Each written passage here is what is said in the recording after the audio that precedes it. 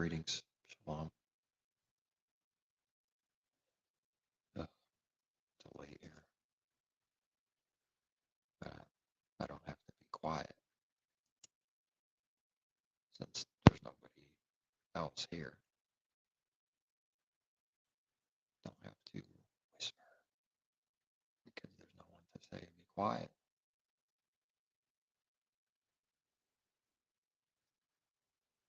And that can be used for good, can be used for evil. There's the benefits of one thing and the lack of, or cons, pros and cons, like everything has. And I see that nothing can be done by man of himself for boasting in reality. If one thing, then somewhere else, someone else has something more, and then to humble the old wicked man. If there's a benefit for one thing, well, someone else has something else that's a little different, and you don't. And then it just keeps going back and forth like that, and somehow it's all balanced. Everything created balanced, which is to forget about trying to think of it, make someone's mind smoke, what the Father did. All these different things that were thought of and work together. It's not even, can't even try to comprehend or think of it all. Beyond ridiculous for how it's too big. It's too big for anyone.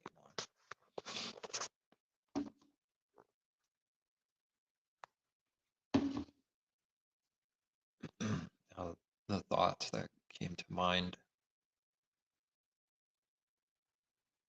was there's, I put the creator of the Bible, and as commonly said, the God of the Bible, just to make sure who's being spoken of without any trickery or word games that someone out in the world might try to say or do that, that we're doing. It's not so much for any true believer as if they have no clue, but to bring out things also to make sure who's being spoken of. Because all the time, man likes to play word games, and if it's just a slightly different way it's said, somehow that what it means is completely different now. And then that kind of word game trickery is done to protect self, to keep self in the middle, hiding in the middle, the lukewarm middle, so that it's not on either side. It's not on the shore, on the sand. It's not on the, it's not in the ocean. It's got one foot with the waves coming and hitting it, and then another foot in the sand. In this soft middle spot, it thinks it can be there, but there's no reality to be there. It's not real. It cannot be in the ocean or on the sand because it's in the middle. That's the point. That's how people use the lukewarm heart to hide and cover, so that nobody on the left could claim they're the left and nobody on the right can claim they're the right, because they're neither by being both. Isn't that strange? They're neither by being both. And that's as true as it gets, and it sounds contradicting, and it's not. In this case, this is not. Something that sounds contradiction is not necessarily contradiction. It has to be discerned. Now, the Father's word is always sounding contradicting. There's much of that, and they lie in the harlot when they say there's no contradictions. Every book, almost every page, there's contradictions that look like contradictions. Now, we're not speaking of the image of the true contradiction here, but the image. It appears to be contradictions. And if that truth is not spoken, someone's lying. They're covering up a massive cover. that's hiding truth from people. It's protecting their mind from receiving the truth. They're suppressing truth just by saying there's no contradictions. And they're afraid and they're protecting their image and ego and all this for what others think of them, because they don't want anyone to think they're stupid, that their Bible is and God is stupid because of the contradictions.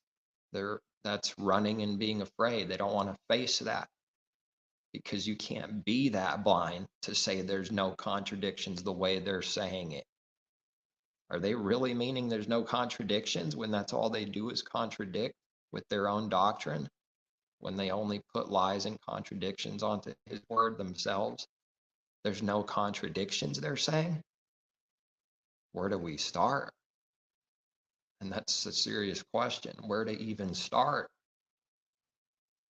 I'm confident in the Father's truth that someone can randomly open the Bible and we'll talk about whatever is open to for contradictions.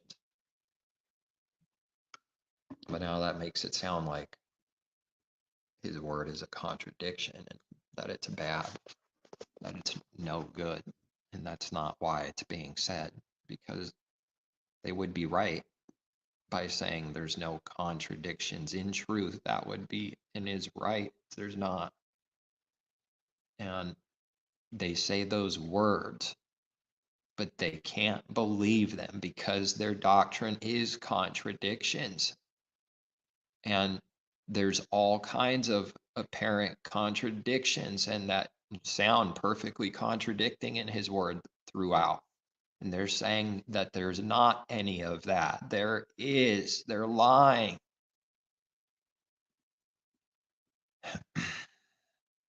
Lying is never good. Lying is of the enemy. It's of sin, of the devil. Truth is good. And if this is the truth, then that's what it needs to be. Then truth needs to be spoken. Because lies don't lead to anything except the bottomless pit and more lies. Someone will believe more lies for believing one small lie. That will be their reward, penalty. But that's going to be the reward, a penalty for believing more lies. Because if that's what someone wants, they'll get it. They'll get more. And they'll get worse and worse and wax worse and worse. Where to even begin with this world? Where to even begin? How to explain any of this? How to explain his truth? The title that I put in this one is talking about contradictions, apparent contradictions, what sounds like contradictions. That's why they say the God of the Old Testament, the God of the New Testament, because their heart only sees contradiction, enmity, hatred. Their heart actually believes and sees that. Then it comes out as wicked mockery to make it look like they understand and have nothing to do with that evil, what they think is evil, that contradiction. That's hiding. It's trying to disconnect itself from that image in people's minds that it has anything to do with it. And it's not working for anyone that can see. It's a foolish, dumb trick. It's not even, it's foolish. It's not even wise at all. They think they can get away with saying there's no contradictions and then smile and walk away after they lied to someone on the street that asked a question that they never answered. They never actually answered that random person's question that asked something. They never actually answer about some lady saying, what about those that have never heard anything about God and the truth? And what is that? The wretched? Yes, the wretched never answers the woman's question because he's wretched. It's the truth. Because they don't have or love the truth, and that's the truth. Only going around it, making sure it's long enough in the hopes of sorcery that someone forgets why they ask their own question. And then by the time they're done, they will have hope to spun you around dizzy and making you all mixed up and even forgetting why or what you asked really, and steer you in a completely different direction, because that's what an Egyptian magician's job is to do. That's the trick. That's what their job is, deceiving you while smiling in front of the crowds that are listening with the microphone and speaker, blaring out lies to everyone about hell and about contradictions that they never answer people's questions. They never answer. It's incredible, which doesn't mean they don't say words, but truly giving an answer, doing that from the heart and giving one answer. No, the devil, the wretched don't do that. How does someone name themselves wretched? How? And they're a believer? Well, I guess they're a wretched believer. Wretched man am I. I'm sure they would try to come up with some sly thing to try to say it's just acknowledgement that he's a sinner and wretched. Have to think about that one for a minute and then come up with something sly. But by someone's works, they're proven now. It needs to be tested by someone's works. It will be found out if what they say is true or not, and not their empty words and tricks and images and lies. Looking at the works that someone's doing from the heart to see whether they're what they say or not, whether they're a believer or not, whether they're lying or not. And those works can't be hidden. Now I got pulled up here, Leviticus. And the question is, does the Father command murder? Does he say, you shall murder? Does he break his own law by commanding someone to kill, to murder someone else and shed their blood? Does he command that? Does he do that? Because if that was yes, then we would have you shall not murder, and we would have you shall murder through commanding someone to murder them. That would be you shall murder. How can it not be? Let's say that's true, that someone is saying, you go kill that person, murder them. Let's say that's true, that that's what they're saying. How is that not teaching and saying, you shall murder? It is, because that was the command. The words don't have to be said. So a lot of times that discernment is done and needed to be done. No, it can sound like we're saying that those literal words were said, but no. Many times the literal words are not said, but speaking of what someone's heart did, what it means that they said, the only path it leads to, and then you say the words for what someone's heart did. They try to make sure they don't say the words. That's what a deceiver does. They slip up all the time now. Father will make their tongue slip, and they can do nothing about it. It's an amazing thing.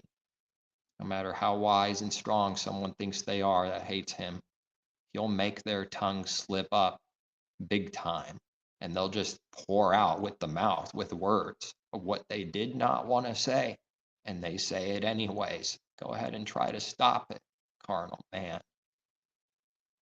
And lying religion. Test yourself and see that if that isn't true. It's just a matter of a short time that someone says and does something they didn't want to do. How come that's always happening? Does anybody ask? How come they can never prevent it? Never.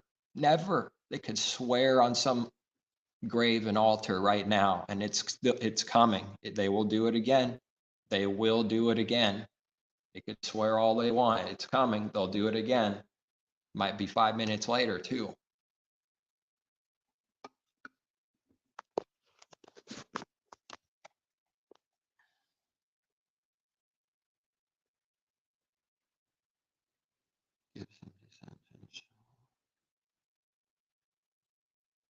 it takes some serious understanding for any given word, but right now focusing on murder, killing, a command from the Father. That needs to be set straight. How is someone ever going to have the truth? How are they going to build from a truth without ever having that? With always being mixed. What, today he does command that, tomorrow it's going to be sometimes, or yes, or always, or, and then the next day it's going to be different again. How does that work? That's like waves being tossed in the sea. There's no foundation anywhere. There can't ever be a foundation without an answer, without truth. They're going to be drowning in their own waves, tossed to and fro like we read, tossed by every wind of doctrine, meaning it's always changing and blowing them around. There's no steadiness, there's no rest, there's no truth. That's evil, and that's what this world is doing to others. That's what and the religion is doing to others. That's what they want to do to others. That's what they're giving others, that unrest and death, tossed to and fro by every wind of teaching, doctrine. One day it's this, one day it's that, contradicting. One day it's yes, one day it's no, one day it's both at the same time. It's unbelievable. And if someone has a little bit of light, they'll see how true this is, that this is crazy, that this is not good, that this is not going to do anyone any good. The carnal man does so much evil, tries to overload you on purpose all the time, doing evil by trying to ask 50,000 questions in 1 minute. And what he's trying to do is bury you. So just you start answering one question truthfully, and another 10 just came, and then they accuse you of not answering. Then they say you're done. They condemn you as guilty, as a wicked person, an unbeliever. They judge you and condemn you because you didn't answer their question, all 50 of them, in within 10 seconds. Has anybody done that work, seen that work? That's an evil work. That's burying someone alive. That's what that is. It's trying to bury someone alive to cover the one that's speaking truth and exposing anybody around the light, because the truth exposes, and it's a light. It's the Father's light. Exposes anything that is not light in reality. That's what it's doing.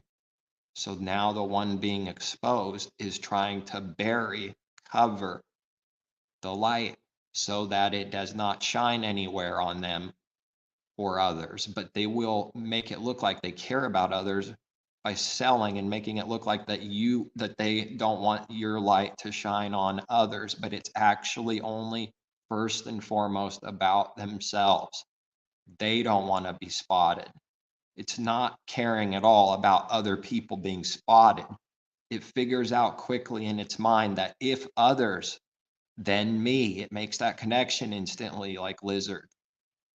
So then it can look like it cares about others, but it doesn't. And the whole thing is not care to start with, because it wants to bury the light. That's not helping. That's not helping or doing anyone good. That's murdering them.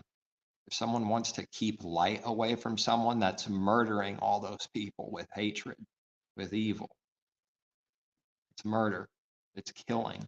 It's destroying. Adam died already, and he started dying, and he didn't literally die the very day, because that's not what it means. The day you shall eat of it, dying you shall die from that moment of sin, from eating the sin, from getting into our temple, down the throat and in the temple. That's eating the sin, the fruit of sin. It's doing the sin in the heart. That's what eating it is. Eating it is like the final, it is doing the sin. And then that's going to bring forth death and corruption, sickness and spiritual disease afterward. And it starts getting worse and worse. It has to be purged out and healed. It has to be destroyed, the evil, the sin. And then healing can come. False prophets don't heal anybody. Not that we have our power of ourselves to heal, but through the Father giving truth and abilities. There is a way of seeing that so that you could say that without sin.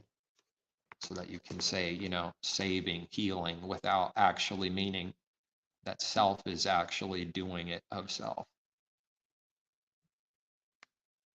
The Father sees the difference in the heart between those words and the same words someone says out there, that they're doing such and such, saving this and that, when they actually mean that their righteousness and their works, all through pride, is doing it, and they think that he can't see a difference, that he can't see the difference between good and evil himself, because they don't. Of course, Adam and Eve doesn't believe anyone can see the difference, or that the Creator can see the difference, because they don't. A man cannot believe anything else other than what he is. He cannot believe anyone is understanding anything else than what he understands. Well, that's not how it's working. My not goodness, my soul wickedness of the old man. The natural is teaching that that's a lie, through people being able to literally do things in the flesh that others can't. Well, that's a reality spiritually. It's happening, and the carnal God-man doesn't believe it, because pride doesn't believe anybody is superior, above. It sees everything through sin and evil. It's not that someone's actually above, but in pride's mind, it is thinking someone is lofty and above.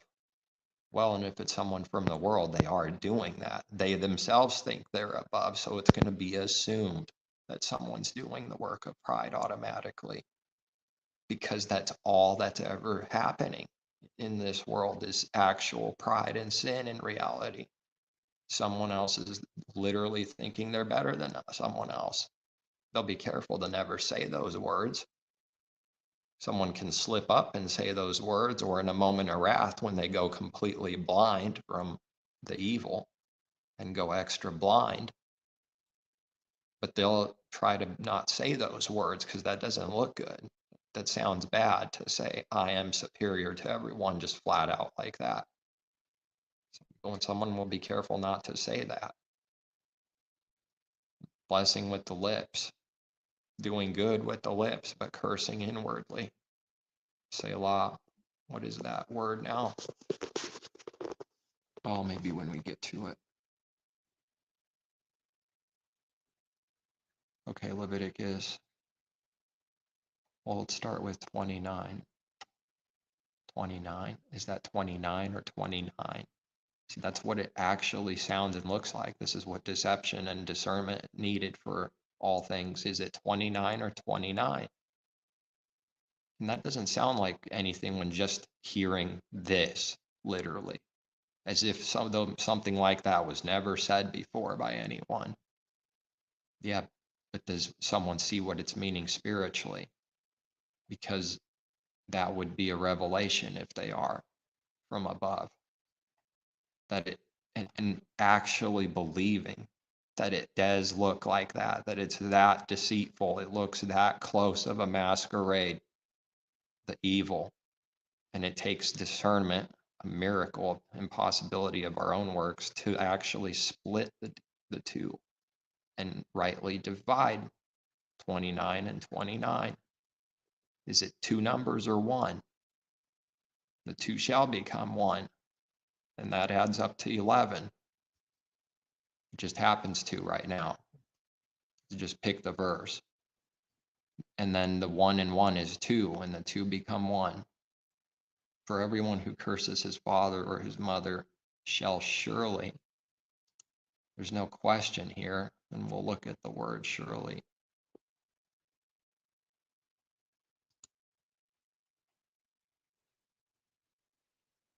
Is this the one, or surely? Okay, oh, it's all one, H4191, part of the translation. It looks like it is being used twice.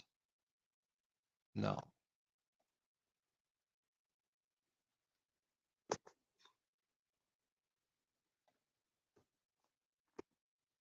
It's a different word. Oh, it is slightly different. Okay.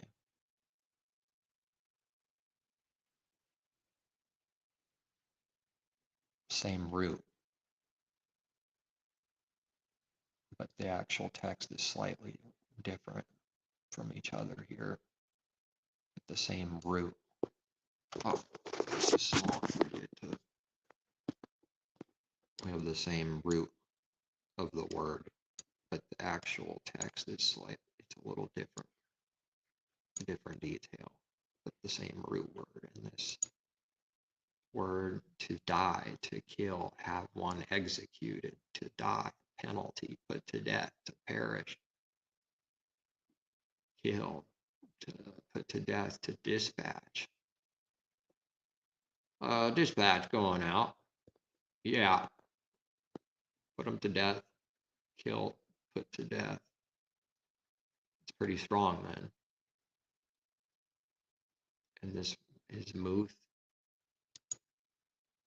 Strong's H 4191. Muth. Muth. How often are these very things mocked? Right here. How often does someone in the world fill up with evil, wrath, and mock? No good mockery. Everyone who curses his father or his mother shall surely be put to death. He has cursed his father or his mother.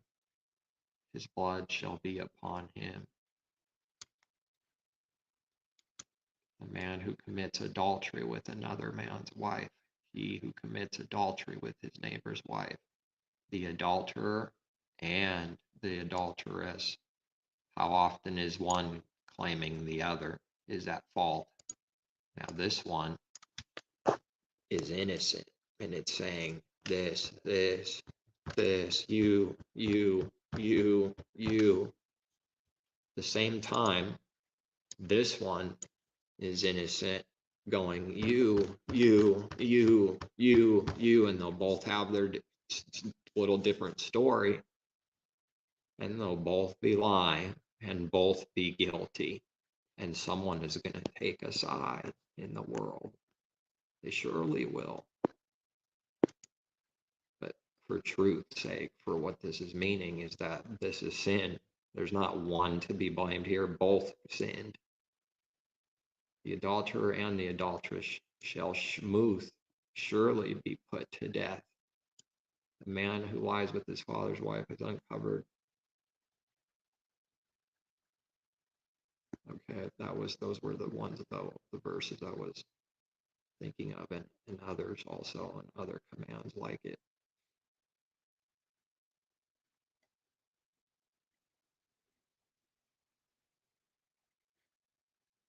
That goes back to the question now. What does man do if he hears the letter of his law? We know what they did. That's part of what's incredible about the Father's word and the examples in Jerusalem and the people, all of it.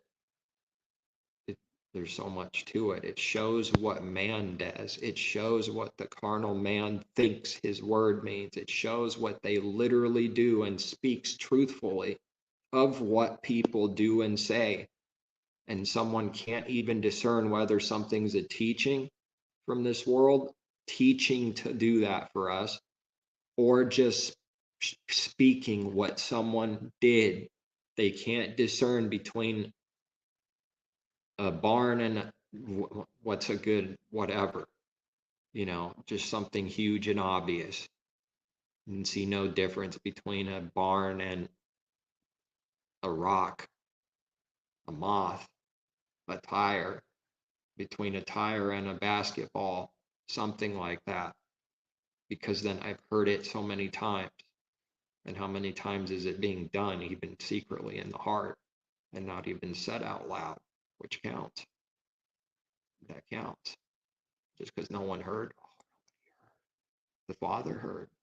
It counts. And Messiah, the second witness, heard.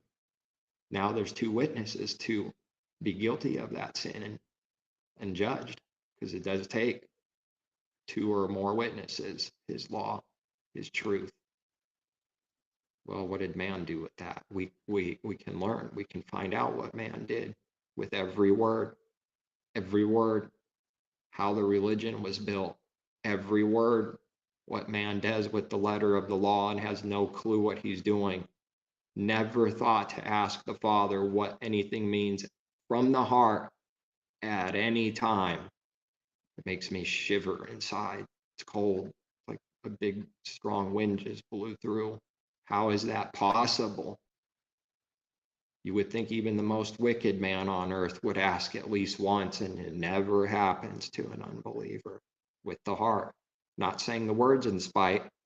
What does it mean? That's not what asking is. That was only asking in spite, creating the image of asking a question by sounding like it. But the intention, the working of the heart was not asking. It was trying to prove someone wrong in spite, just to make you look stupid and make themselves look right. They didn't do what it means in the heart to ask by going, what does that mean? See, I did ask. That's what's astonishing. It's astonishing. What is this? There's so many people. There's got to be a chance that someone's breaking the Father's word and making him a liar. No, there's not a chance. You would think so, though. You would think so with a few billion people, that at least one here or there would make the Father's word a lie and actually do that from the heart of themselves. No. No, every good gift comes from above, not from self.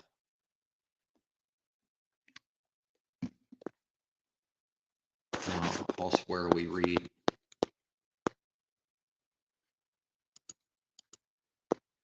the command to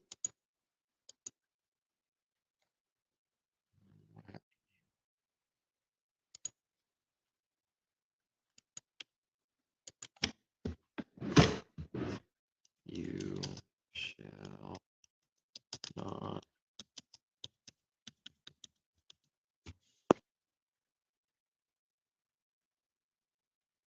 Okay, Exodus 20:13. Now the 10 commandments, as if there's only 10. No, there's not only 10. Yet there are the 10 on the stone. For in 6 days, honor your father and your mother, that your days may be long upon the land which Jehovah your Elohim is giving you. You shall not murder. You shall not commit adultery. You shall not steal. You shall not bear false witness against your neighbor. You shall not covet your neighbor's house, nor covet your neighbor's wife, nor his male servant, nor his female servant. Does someone think that this isn't happening today? Oh, slavery. This is what slavery looks like. Everybody's life. Of course, there is a way spiritually to be coming out of it in the truth in Messiah. But even then, we're still not fully out of this wicked world and slavery, though, to whatever degree someone's in it. But those in sin are in a slave to it, and slave to Egypt, this world, a slave to it, a slave driver for it. What do you mean there's no slaves?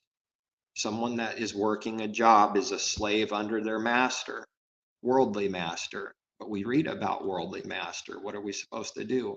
Not make it look like we're not work for them to be an eye pleaser, a man pleaser, men pleaser, but to be doing whatever is right because of working for the Creator and not the wicked man that we acknowledge is some kind of master and in a higher position, carnally, worldly, which takes some being humble, because man wants to be in rebellion, wants to attack and destroy and become and prove that he is what he is attacking and saying is evil. How is that ever going to work for this world? By becoming what they pretend to hate. So if we constantly do what we say, this is evil, this is evil, this is what we hate, and then that's all we do, what is that hypocrisy? It's astonishing hypocrisy then. That's what's happening the most. So then there's earthly masters. and there's earthly things. But those aren't the one things that really matter, that those things are not above the heavenly, the true master, the true creator and master. And Messiah is put as master above all because the Father made him to be so, that everything goes through Messiah. The devil can't stand that someone has an actual master that isn't them, that isn't the boss man. Better back off. Guns might be shooting and firing for someone that doesn't serve Nebuchadnezzar and worship his image. They might want to kill you. Try to plot and think of a way how, just for not worshiping their image alone, let alone anything else that was ever said, any truth, just for that alone. He's thinking that way, Nebuchadnezzar. He's thinking that in his mind. He's literally thinking, he doesn't bow to me and worship me, that wicked man. And then he will act like he never thinks that, or says those words in his heart. Isn't that astonishing? He's blind. He can't see that that's what he's doing. He's blind. That's what it means to be blind, not seeing. Can't see that those are the actual thoughts that the heart is doing. It's going, I want to murder you. I want to kill you. I want to commit adultery with you. I want to do all these things. And then it lies to itself and says it never does those things, never says those things. It's hard for me to believe how bad it is. It's astonishing. That's what's happening in the heart. All kinds of evil works are being done. And it's as if they're not being done out in the night, in the darkness, using that darkness to hide and cover and think that nobody can see, that because it's dark, nobody can see. Did they forget that the Israelites have light in the midst of the darkness? Did they forget the Father's miracle? And there's nothing they could do about it. Their planning, their darkness, their lack of lights and finding them all and destroying them and going through the earthly checklist, nothing they can do about it to shut off the Father's light that he gives his people. They cannot touch it. They can do nothing, literally. Billionaire, nothing. Millionaire, nothing. Strong man, bench 5,000 pounds, nothing. Can't do anything. And through the Father's will, that strong man will go down with the little stone by a nothing, if that's his will, for judgment. It means nothing. All these worldly, carnal, worthless things that people worship and create and make it to be so strong and mighty and powerful. Who can war with the beast? Who can go against our beast system, our beast world, our beast law, our beast protection that protects us? We don't care about humanity or you. We just made that law to protect us so that we don't get sued and lose everything by someone that desperately wants to sue and swallow some money up, some cheap, easy way. That's why we do what we do, to protect ourselves. That's why we put a warning on the bottle, not because we care and are concerned that something happens to you at any time, but because of protecting ourselves, our soul, because we're cowards. We're always doing that first and foremost. That's the intention, is only to protect and save our soul from any danger, from any suing, from any lawsuit. It's the only reason that those things are done. There is no other reason that they sell. It's none of the reasons they sell because we care. It's laughable. The more light someone has, the more laughable it becomes that someone says and tries to sell that because we care about you. Laughable nonsense. So far from that truth and reality, so far from the Creator, that it's laughable. They think their tricks can't be seen. They are gods. They speak and say, this is why we do this. and therefore it is. And anyone that doesn't believe them shall be slain by them and murdered, because their word goes from their mouth. It therefore is true, period. I said it. It can't be anything different.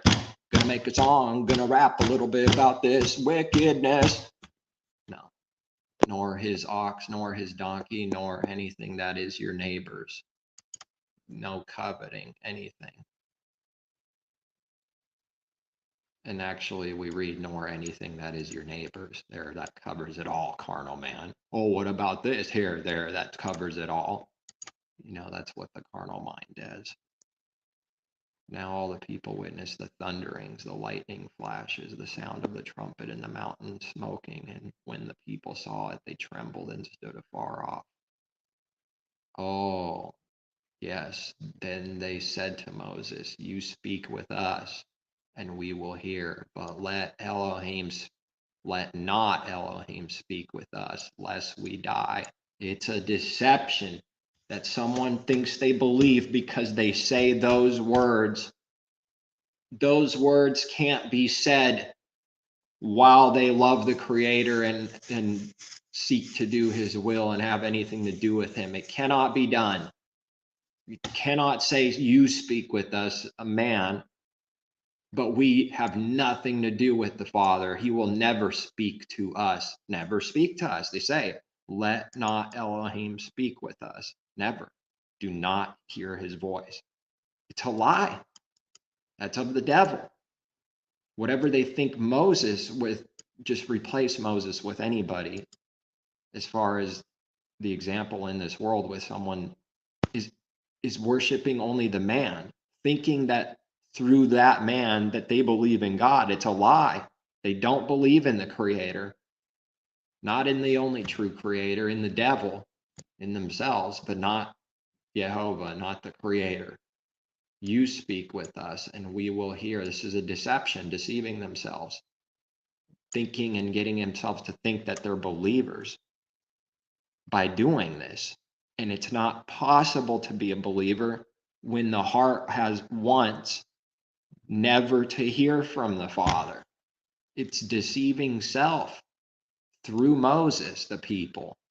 You speak with us, and their heart has nothing to do with the Father, lest we die. What is someone afraid of for receiving the truth in 2023? Dying. They're afraid of it because it's required, and they're already dying. Does that make sense? But it's understandable what this fear is, to be afraid of it. But does it make sense in truth if someone's already dying to be afraid of dying for hearing the Father's voice? Does that make sense? It doesn't. That's how confused man is. It requires the death that Messiah died to the old man, that requires for believers to die to the old man and give up the old man and all his ways. That's the death everyone's afraid of, lest we die. To hear his voice requires death. No one has ever heard the Father's voice without dying and being dead to the old man. Now realizing that that's not fully fulfilled for a believer now until the end, but that's how we speak. That's how his word speaks at the proper time about something that is true, that will be done. But we're not saying that it's literally already done, but it can be accused that way, as much of what Paul says is accused, and all the Father's word, of course, but some of the things that he says are strong examples of the enmity and what people accuse that he's doing that he's not doing. Because it does sound like it can be taken advantage of very easily. So now they don't want to hear from the Father at all. You speak with us, so our heart needs to want to hear from him. And this doesn't mean that there's no believers, we can't hear from anyone. That's not what it's meaning. It's revealing that their heart, because they don't want to hear him, is using someone to go through in order to complete this. then this is utterly corrupt. Moses said to the people, "Do not fear, for Elohim has come to test you, and that his fear may be before you, so that you may not sin." That's the intention of needing good fear for our good, to not sin, which leads to life. So the people stood afar off, but Moses drew near the thick darkness where Elohim was. Interestingly, in darkness. How could the one who has no darkness in him be in darkness? Well, there's a contradiction, isn't there? Going back to the title of the video, how many are there? Thousands?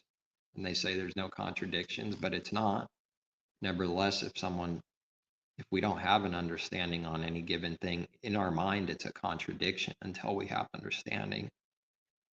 But he gets us to have enough belief and faith to tell ourselves and say, no, there's no actual contradiction. It's actually me that's not seeing and understanding something, and then put it aside and just wait after asking, not try to further understand it. Just ask and wait and say, it's me not seeing something.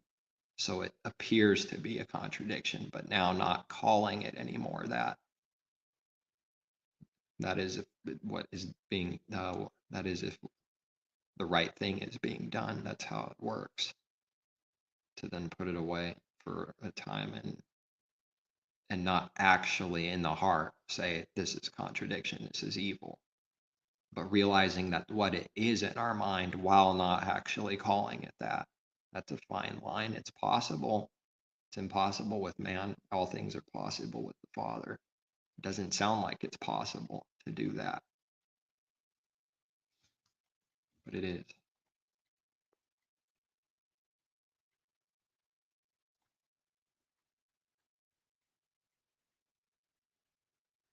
You shall not make anything to be with me gods of silver or gods of gold. You shall not make for yourselves.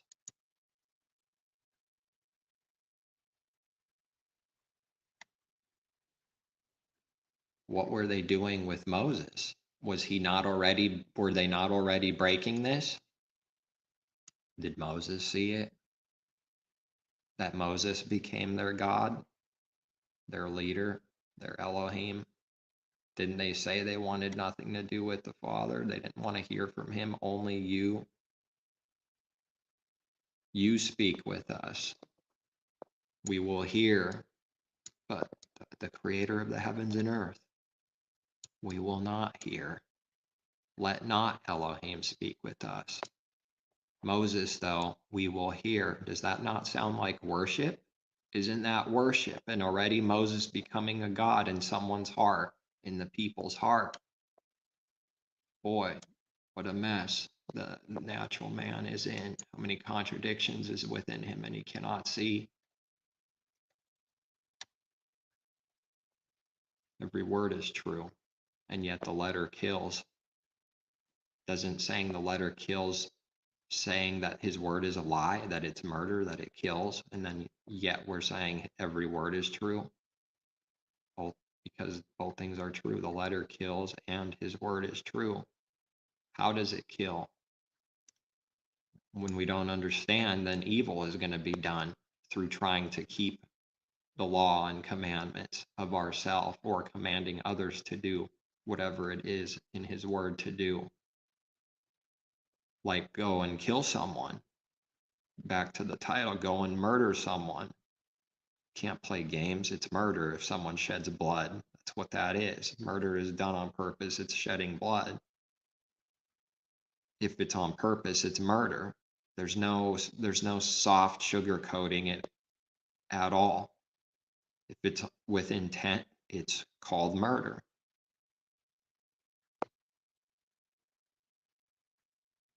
And are people acting like accidentally killing someone is happening all the time? Like that's what that happens the most? No, the evil done with intent is happening the most. That other thing is not happening very often. How do you accidentally, kill someone? Well, if it was like with the example we have in his word, what was it? The axe like flying off while cutting wood and killing someone.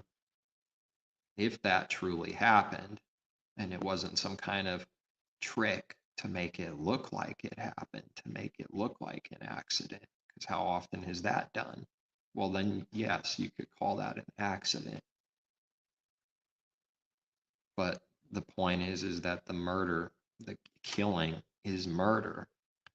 And I'm not going to talk about the 0.1% that rarely happens or happens only sometimes. Because the point also is that people try to use a different word to soften it up. No, it's murder if someone kills with intent. It's murder. So the Father is commanding to murder your neighbor, murder your friend, murder someone that, broke any command that requires death. It does sound like it. We do even read plainly, you shall not covet. Oh, wrong verse. Where was that up earlier?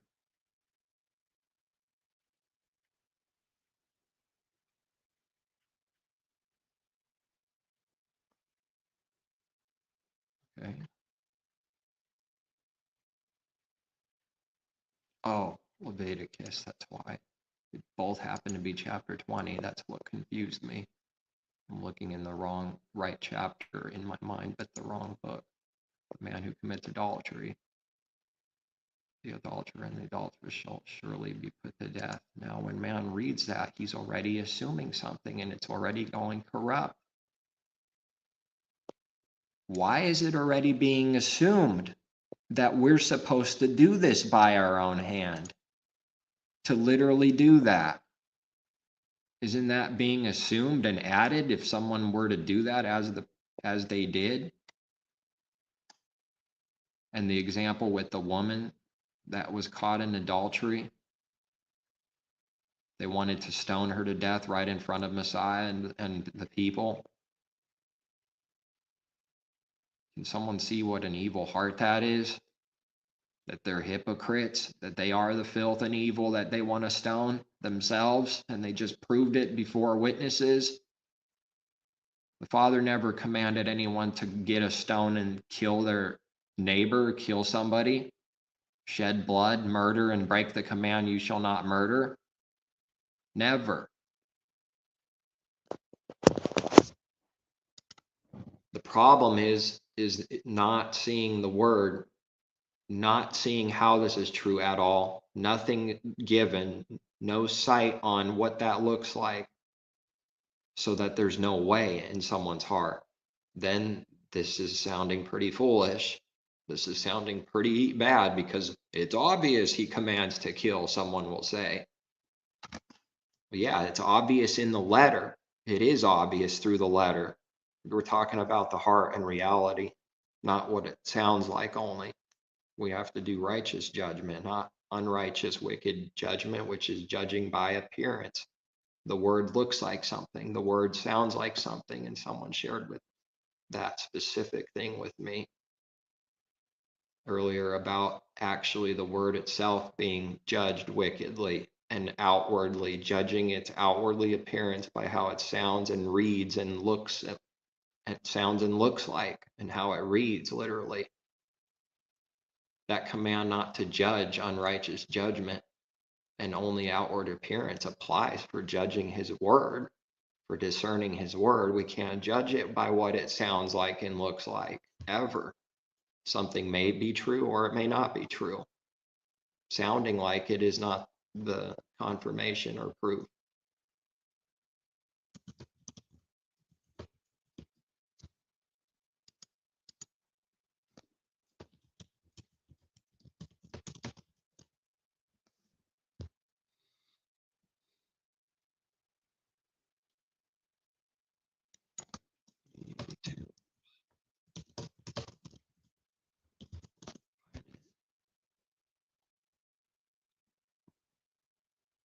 James 1:13.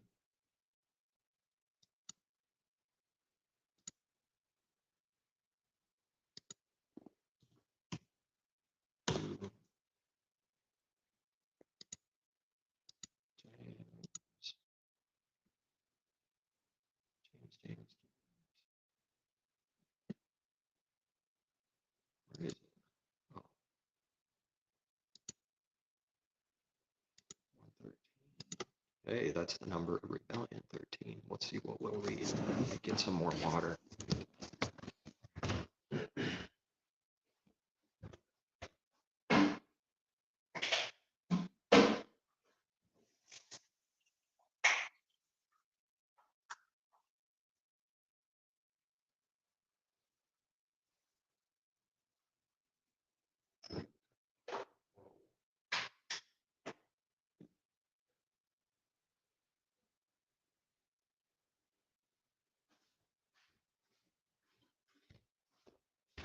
Sink water will have to do. Yep. So that I'm not doing this too much, because that is pretty annoying. No.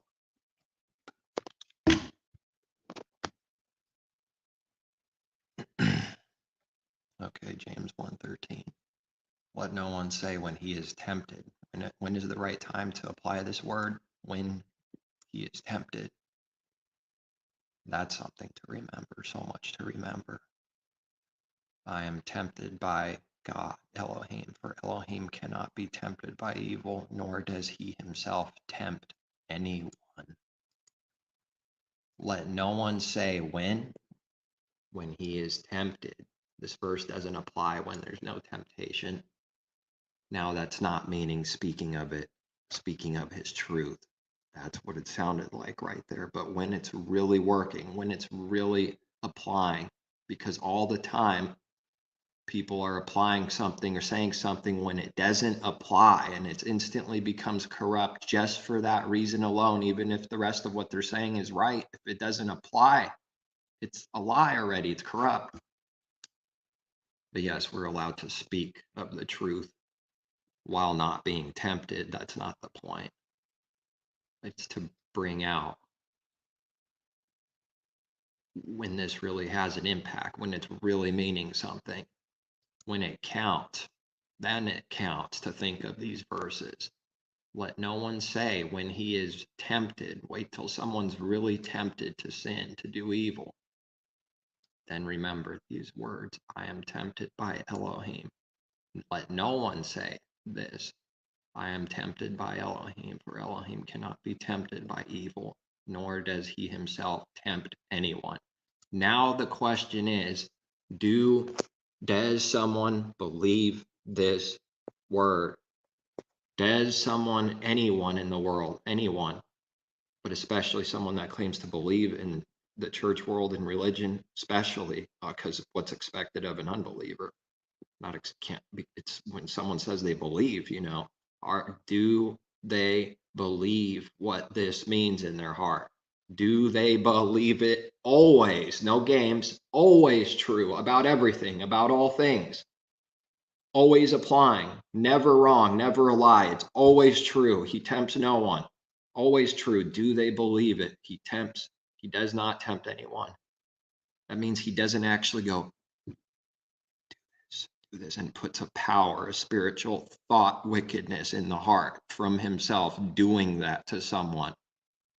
Well, someone can see the picture of temptation by thinking of someone that's tempted you to do something. Surely it's happened. Surely it's happened to everyone. Someone tempting you to do something. Think of that. Think of the pressure that causes. And now to read, he tempts no one. He doesn't do that work, that pressure, that whispering, that trickery, that misleading you into a certain direction for the purpose of tempting you to do something specific, getting you in that general area in order to do something, all the different ways someone can tempt someone. He doesn't do that. Do they believe in the New Testament? Do they believe in the Bible? This is part of the Bible. The Bible, is that the book for me? Stand on the word. I don't remember the rest. I really don't. The Bible. He tempts he does not tempt anyone. And this is not an easy thing to believe. It's not as if a believer believes this perfectly in one day. Nevertheless, whatever someone can believe of it, do they believe it? because no one can lie. If someone doesn't believe it at all in their heart, then that's the truth. But the little bit of believer believes that does count for believing it. They're not required to fully believe it, whatever sudden in one day. That's not required, this wicked, unbearable thing. Nevertheless, we asked, does someone believe that? Because that's going back to Leviticus. Anyone that curses his father and mother shall surely be put to death. And Exodus, you shall not murder. Is he a hypocrite? Does he command one thing and doesn't keep it himself? Does the father steal? Does the father commit adultery? Is he unfaithful? Is he a murderer? Does he bear false witness and make things up about someone? Does he covet others? Anybody? I think I'm going to have to find more verses about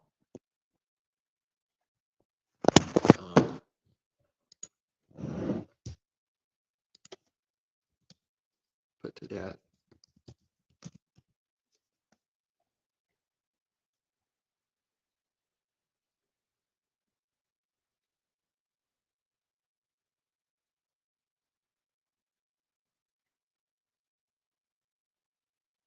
He who strikes a man so that he dies shall surely be put to death.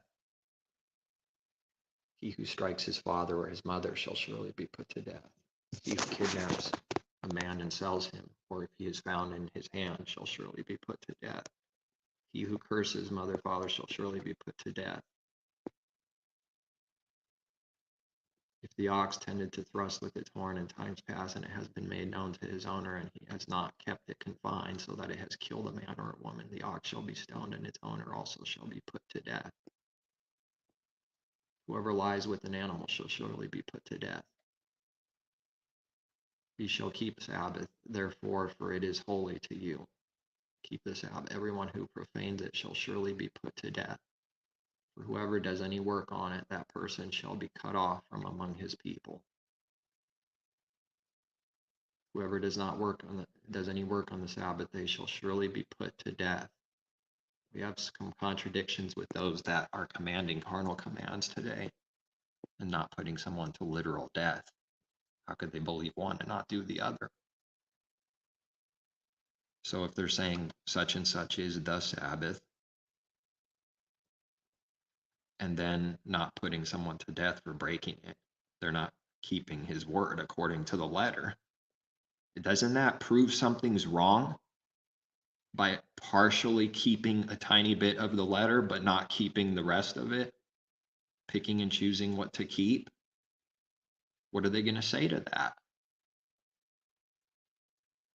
And of course, I can think of self thinking falsely of Sabbath, some old corruption that was truly always there. That's what I always would have thought of in the beginning of learning more about this, that it was wrong. The carnality was wrong. And that's the truth, that it's not a literal day and it's not in the flesh like that. But that's what we learn through first, the natural. It's our ignorance, and it is that, and the Father is merciful, and he knows that we don't know, that we have to learn it. And it's going to be through those kinds of false beliefs first. But the thing that matters is, does someone believe? Do they seek the truth? Are they seeking truth from him? Because this is going to happen anyways for a believer. It's going to be wrong. We're going to be wrong about these kinds of things, carnal things, thinking falsely, believing falsely what something means, until more truth comes in. That is part of the way. So it takes great discernment to see what someone is doing and who they are.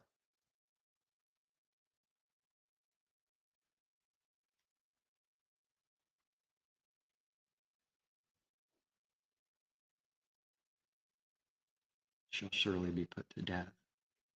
Here it is, okay? I was looking for something like this. The people of the land shall stone him with stones. Boy, that's hard.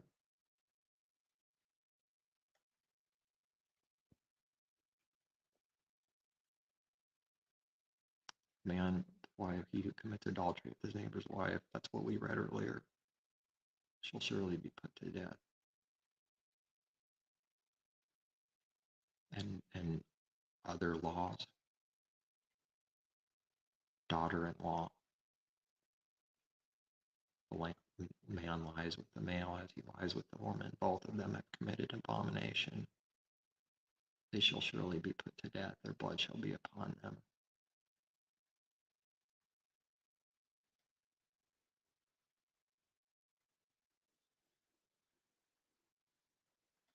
Now, we did find the verse that says,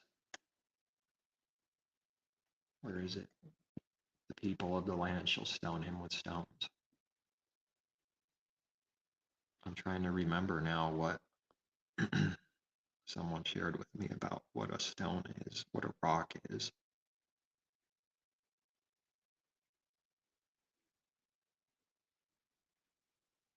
I don't want to make something up now. It's not instantly coming to me right now what the stone is. His word, was it? We know the Father is called a rock. The Messiah became a rock, and we build the foundation on a rock, and the Father is our rock. He's the rock of ages.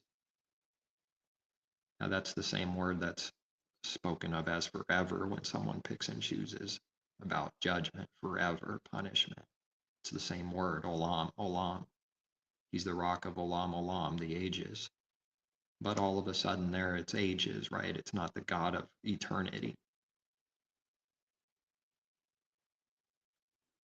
And I suppose he would be the only one to speak of to be able to say that, because the Father is eternal, because he has no beginning and no end, and nothing else can be spoken of like that. But that's not the meaning. What benefit is that for us, for him to be the God of the Elohim of eternity? When that does away with what it means, the rock of ages, the Elohim of the ages. The old King James will say worlds sometimes and not ages, but that's the aeon, the same Greek equivalent of olam. Olam is aeon, age, plural or singular, age or ages, depending if it's plural or singular. He's the Elohim of the ages. He formed the ages, but it'll say worlds, but the word is meaning ages. Because there's one world, not multiple worlds like that, but there's multiple ages, and the ages within the age, within a giant age. The age of ages, one giant age of ages. They will be tormented day and night for the age of ages, for the ages of ages, or age of ages, but the word's used twice. And that will be translated as forever and ever in most translations, which doesn't even make sense when taken exactly for what it says. And why would something need to be spoken of again if it already means forever with no end? It starts becoming silly when it's not the truth, and starts not making sense.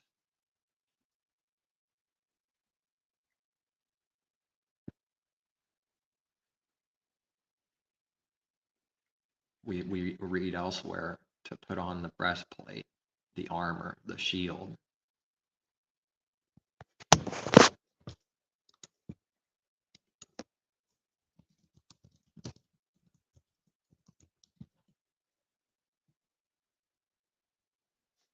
Ephesians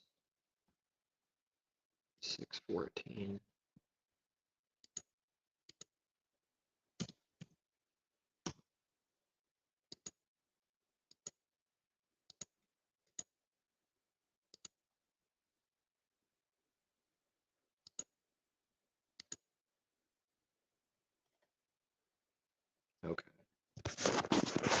Perfect.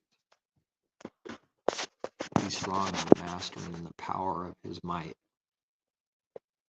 Put on the whole armor of Elohim, that you might be able to stand against the wiles of the devil. I want to look up that word, wiles.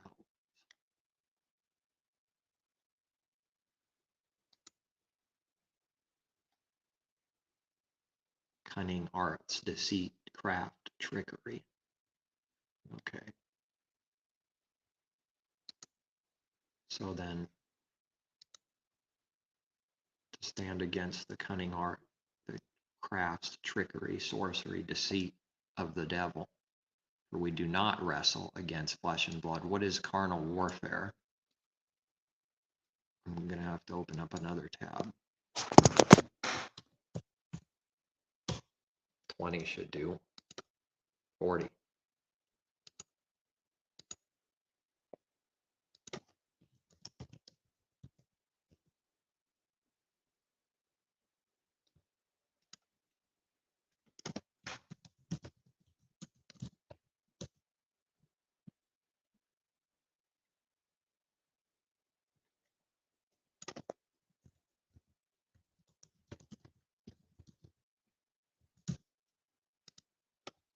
So then 2 Corinthians 10:4, ready for takeoff, ready for war. 2 Corinthians 10:4.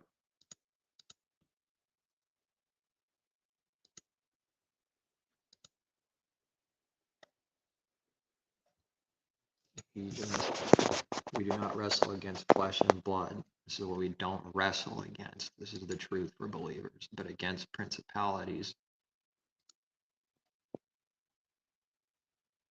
What is principalities? To be the beginning, origin. Is this the right word? Principalities. Beginning, origin, the person or thing that commences, the first person or thing in a series, the leader, that which anything begins to be the origin, the active cause, the extremity of a thing, the corners of a sail, first place, principality, rule, magistracy of angels and demons. Beginning, origin, thing that commences, the first person or thing in a series, the leader.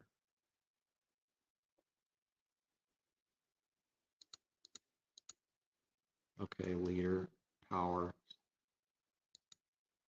beginning thing. Do not wrestle against flesh and blood, but against principalities, against powers, against the rulers of the darkness of this age. There's that word there, actually. That's going to be aeon, I believe.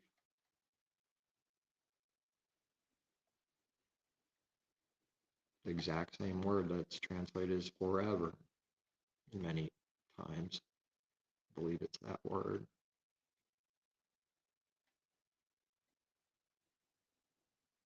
Rulers of the darkness of this world, aeon. Yeah.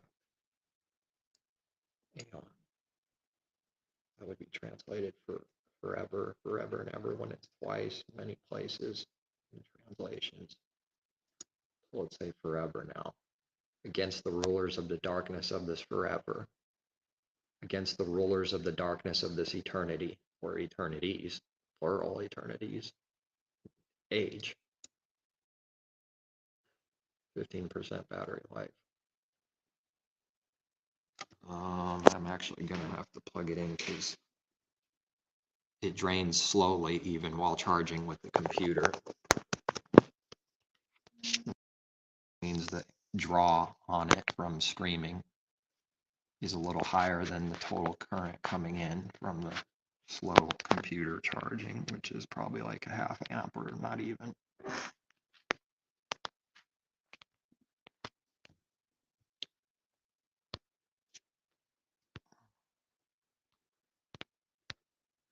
Why isn't it full screen on here?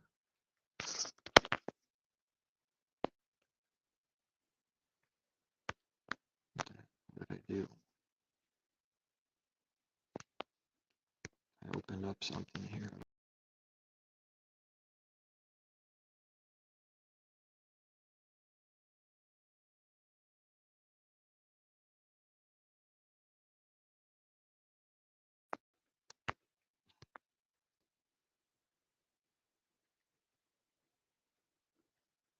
want this thing on the side.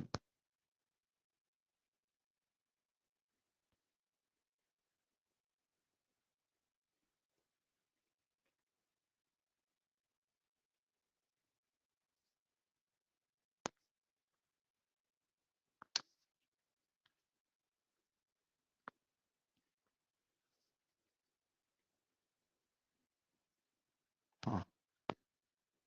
I don't know. I think I have to go closer to this screen now.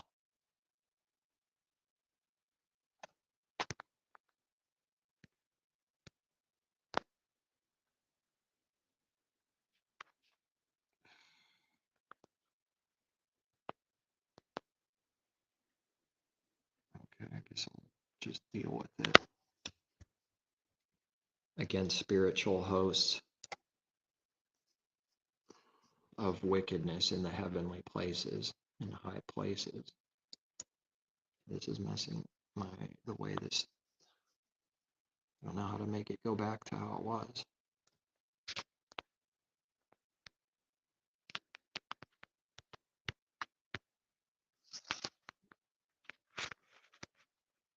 It wasn't always like this, was it?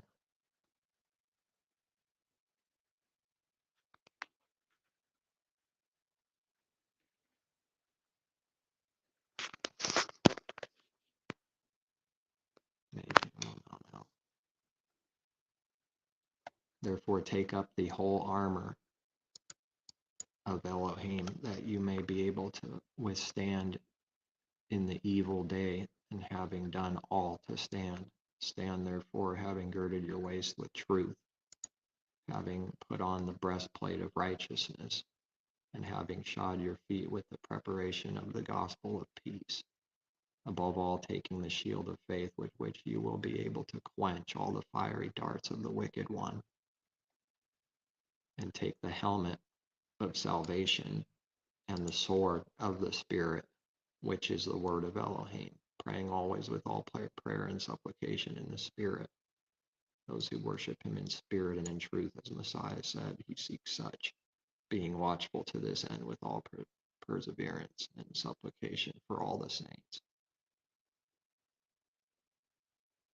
And for me, the utterance may be given to me, that I may open my mouth boldly to make known the mystery of the gospel, for which I am an ambassador in chains, that in it I may speak boldly as I ought to speak. And now, Corinthians.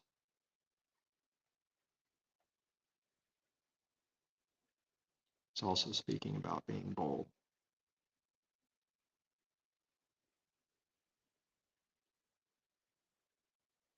But I beg you that when I am present, I may not be bold with that confidence by which I intend to be bold against some who think of us as if we walked according to the flesh. How true is that? For though we walk in the flesh, we do not war according to the flesh. We do not war according to the flesh. That would be carnal warfare. That would be picking up a sword. That would be murdering, killing, fighting for kingdoms, defending these kingdoms, all these divided kingdoms. For the weapons, we need weapons. What weapons has the Father always spoken of to the Israelites? For the weapons of our warfare, there is warfare. That's why we read so much of it in all his word, because it's real. It's war much of the time, most of the time. For the weapons of our warfare are not carnal, but mighty in Elohim for pulling down strongholds. So we can't deny war and weapons, shield, helmet.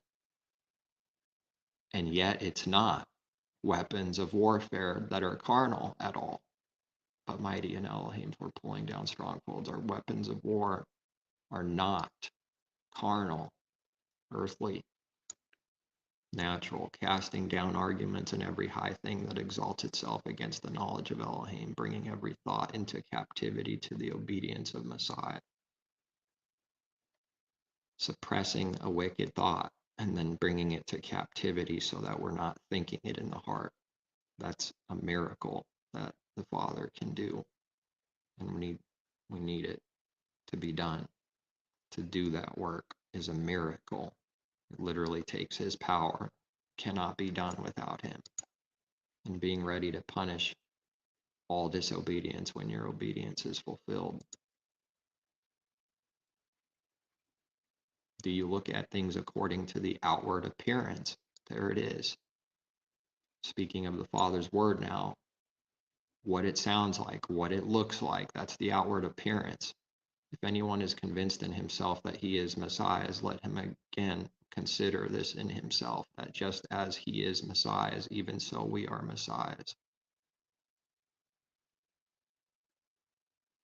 For even if I should boast somewhat more about our authority, which the Master gave us for edification and not for your destruction, I shall not one or the other.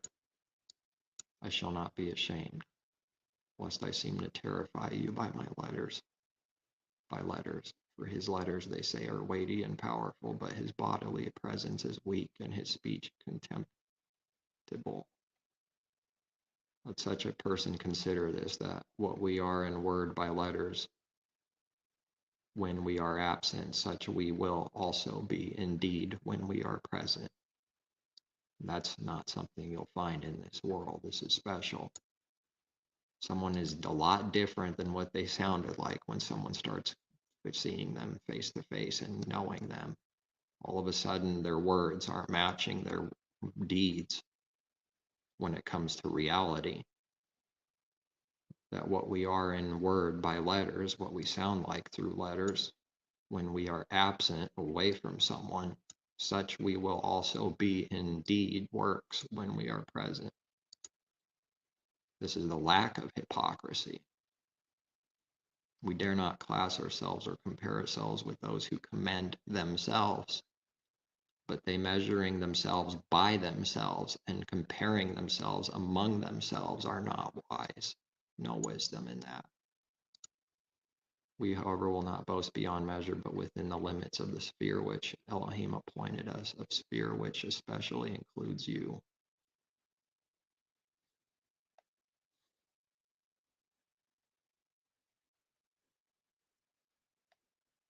We're not to judge by outward appearance about anything. That would include the Father's word.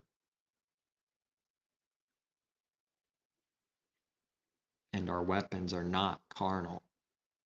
They're not what the natural man would think. If someone's already picking a sword up, then they're not understanding that. But even that means something so much more and higher than the literal thing, because someone doesn't have to pick up a literal sword to do what that means in the heart and slay someone.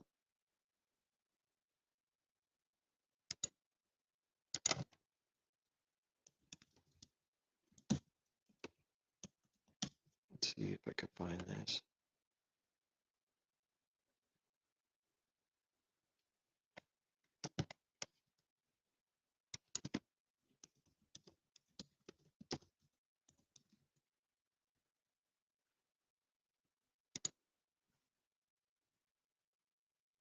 Matthew 10:34.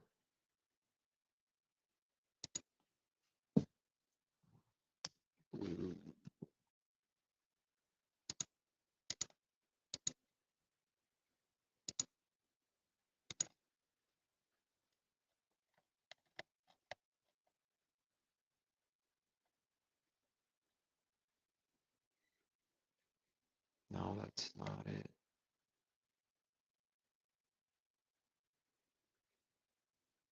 But it's good to read, though. Anyways, right now, do not think that I came to bring peace on earth. Do people believe that? I did not come to bring peace. The peace that man thinks of, he did not come to bring, but a sword. For I have come to set a man against his father, a daughter against her mother, and a daughter-in-law against her mother-in-law. Believers shouldn't think something crazy is going on. Where do we read something similar to that? That something strange is happening if this starts becoming fulfilled with them. That's what Messiah came to do. And a man's enemies will be those of his own household. When was that the truth? That's a quote from Micah 7:6. It's always been the truth. He who loves father or mother more than me is not worthy of me, and he who loves son or daughter more than me is not worthy of me. He who does not take his stake, cross, and follow after me is not worthy of me. He who finds his life will lose it, and he who loses his life for my sake will find it. He who receives you receives me. How can that be true unless this is the Father's true oneness in Messiah? He who receives you, assuming someone is a believer, receives me, receives Messiah. And he who receives me receives him who sent me, Father, because of being one.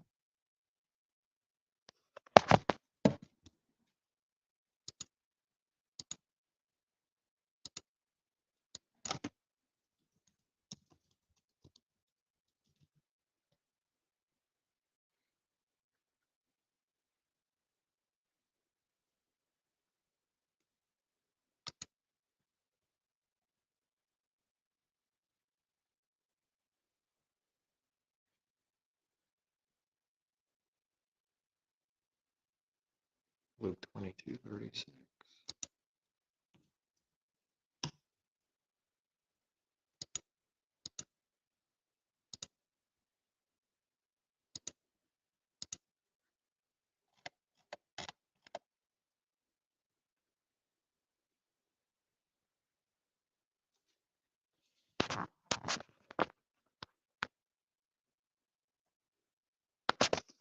Then he said to them, but now he who has a money bag, let him take it, and likewise a knapsack, and he who has no sword, let him sell his garment and buy one. For I say to you that this which is written must still be accomplished in me, and he was numbered with the transgressors. Isaiah 53, for the things concerning me have an end. So they said, Master, look, here are 2 swords. And he said to them, it is enough. It's enough. Put the carnal warfare out. That's not what I meant. It's enough. And it is enough. So we need the sword, and yet we don't need the sword, because Messiah is not speaking to pick up carnal warfare. He's not speaking to sell a garment and buy an actual sword. Nevertheless, he who has no sword, how will we fight? How will we live without a sword, without his word? Let him sell his garment and buy one. A parable, a teaching.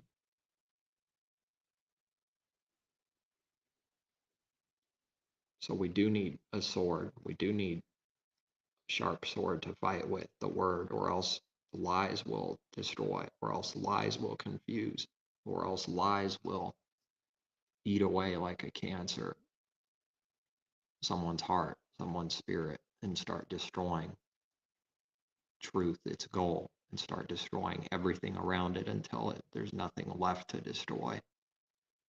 So we need a sword, but our weapons of our warfare are not carnal.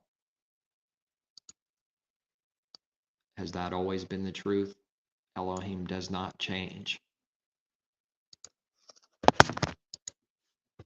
There's a corruption where people say Old Testament times, they're implying and meaning change, that something drastically changed. Well, something did change, but the change they're speaking of is corrupt. Nothing changed. The truth never changed. That was old covenant. Now we don't have to do this and that and that. That is just utterly corrupt. That's hiding and covering truth to one's own self by doing that.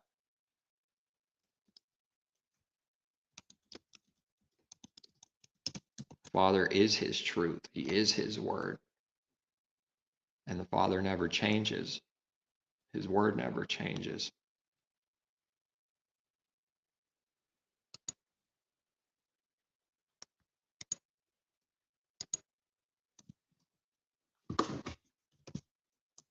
What it means never changes.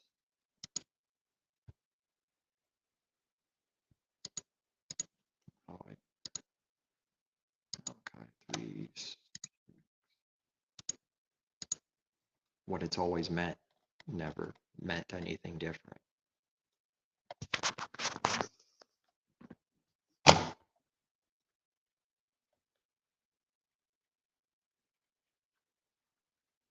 Then that feared Yahweh spake often one to another, and Jehovah hearkened and heard it in the book of remembrance. Wait a second, it's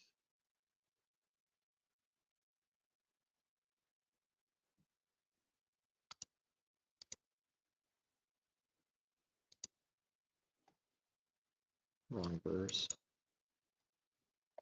Yeah.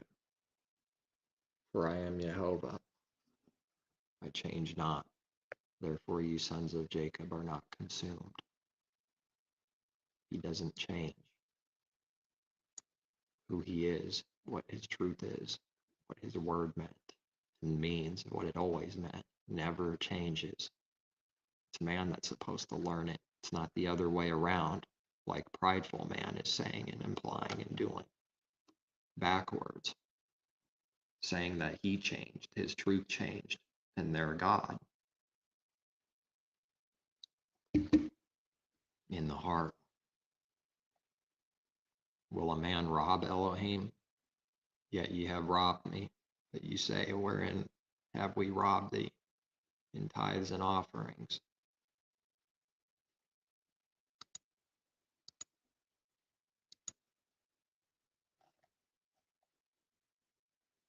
You are cursed with a curse, for you have robbed me, even this whole nation. Bring all the tithes into the storehouse, that they may be food in my house, and try me now in this, says Jehovah of hosts, if I will not open for you the windows of heaven, and pour out for you such blessing, that there will not be room enough to receive it. I will rebuke the devourer for your sake, so that he will not destroy the fruit of your ground, nor shall the vine fail to bear fruit for you in the field, says Jehovah of hosts. And all nations will call you blessed, for you will be a delightful land, says Jehovah of hosts. Your words have been harsh against me, says Jehovah, yet you say, what have we spoken against you? You have said, it is useless to serve Elohim. What profit is it that we have kept his ordinance, and that we have walked as mourners before Jehovah of hosts? So now we call the proud blessed, for those who do wickedness are raised up. They even tempt Elohim and go free.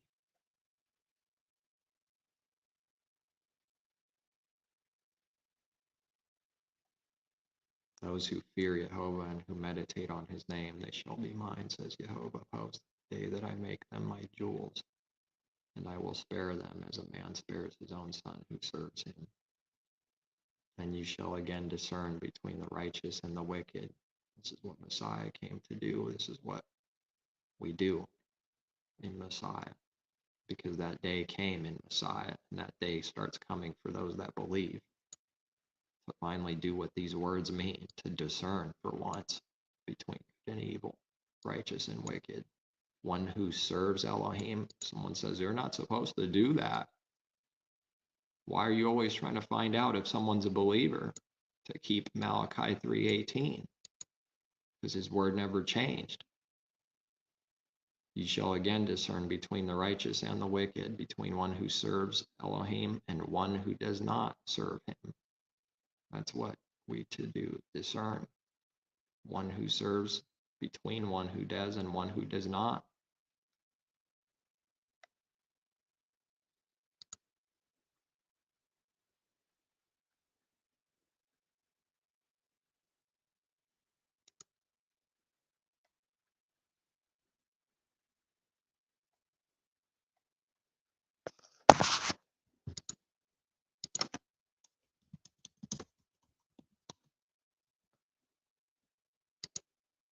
Second Corinthians 3:6.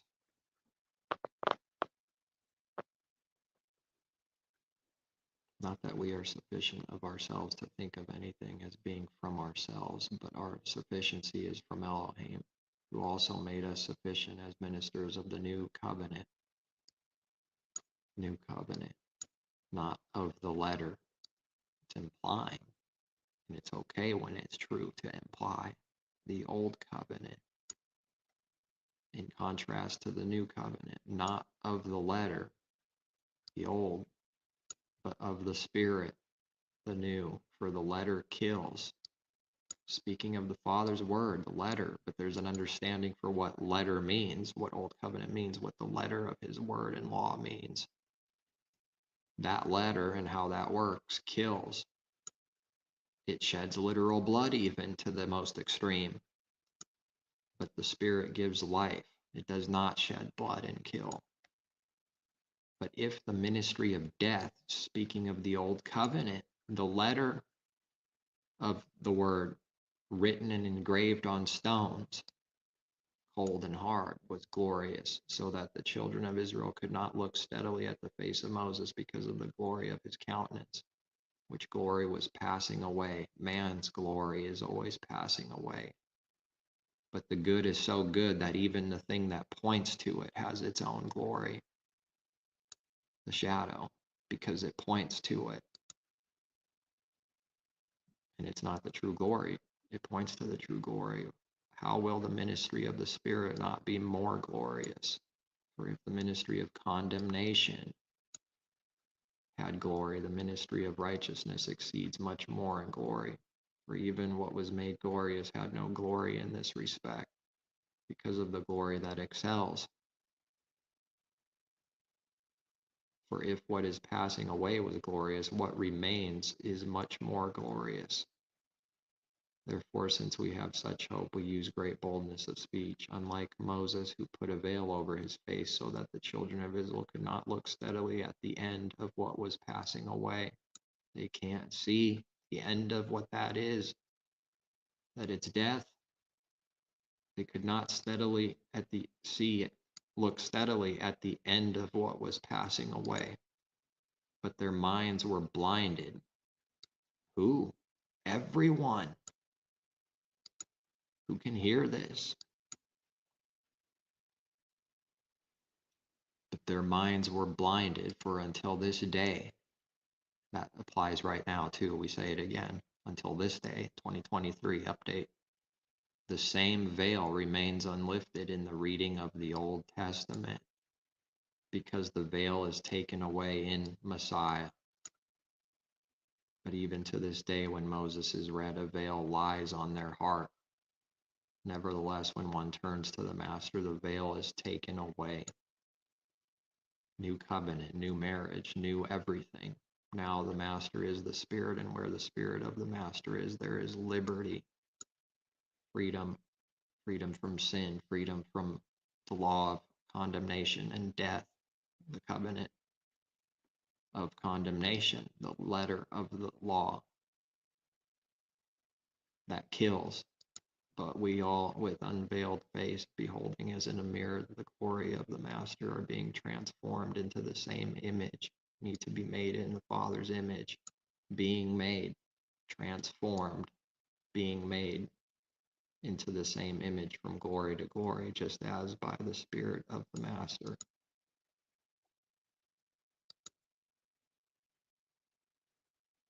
Therefore, since we have this ministry, as we have received mercy, we do not lose heart. But we have renounced the hidden things of shame, not walking in craftiness, nor handling the word of Elohim deceitfully, but by manifestation of the truth, commending ourselves to every man's conscience in the sight of Elohim. But even if our gospel is veiled, it is veiled to those who are perishing. That's who it's veiled to. The gospel. It's huge what the gospel is. It's including all of whatever it includes, his whole truth. Are they giving a gospel of truth in this world? Are they giving the true good news? Whose minds the Elohim, the God of this age, has blinded those that are perishing, that their face is veiled. It is veiled to those who are perishing, whose minds the God of this age has blinded, who do not believe, lest the light of the gospel of the glory of Messiah, who is the image of Elohim, should shine on them. For we do not preach ourselves, but Messiah, Yehoshua, the Master, and ourselves, your bondservants, for Yehoshua's sake. For it is the Elohim who commanded light to shine out of the darkness, who has shown in our hearts to give the light of the knowledge of the glory of Elohim in the face of Yehoshua Messiah. But we have this treasure in earthen vessels, that the excellence of the power may be of Elohim and not of us. We are hard pressed on every side, yet not crushed. We are perplexed, but not in despair, persecuted, but not forsaken, struck down, but not destroyed. Always carrying about in the body the dying of the Master Yehoshua and the life of Yehoshua also, that the life of Yehoshua also may be manifested in our body. For we who live are always delivered to death for Yehoshua's sake, that the life of Yehoshua also may be manifested in our mortal flesh. The only way to be manifested, the life, is through death. There's what's harder than that. That's the only way. The impossible, the seemingly contradicting thing. This is the way. So then death is working in us. What does that look like to the world when someone's dying? They might just be a little bit offended, but life in you. Death is working in us, but life in you. Since we have the same spirit of faith according to what is written, I believe and therefore I spoke. Psalm 116, and we also believe and therefore speak. Knowing that he who raised up the Master Yehoshua will also raise us up with Yehoshua and will present us with you. Just as he was raised up, so also all his people will be raised up, and are being raised up already, and will be. For all things are for your sakes, that grace having spread through the many may cause thanksgiving to abound to the glory of Elohim. Therefore we do not lose heart, even though our outward man is perishing. Everything is difficult. Outward man is perishing. It's really happening, yet the inward man is being renewed. Only through the outward perishing, because Messiah said, he who destroys his soul shall be finding life. And he who's saving his life, his soul, shall be destroying it. So reverse this is the wide gateway. Therefore, we do lose heart, even though our outward man is growing, yet the inward man is being perished day by day. That's the truth. It's reversed. For a light affliction, which is but for a moment, is working for us a far more exceeding and eternal weight of glory. Age abiding. Does that mean some kind of end to this glory, that something will not be? No, it doesn't. While we do not look at the things which are seen, but at the things which are not seen. So this is not judging by outward appearance, which is seen, but looking at the things which are not seen inwardly. For the things which are seen are temporary, but the things which are not seen are eternal. I believe that's aeon again. The noun, aeonios.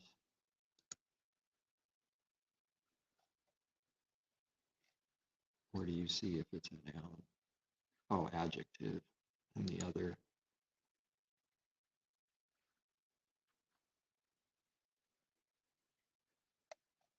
I'm not sure.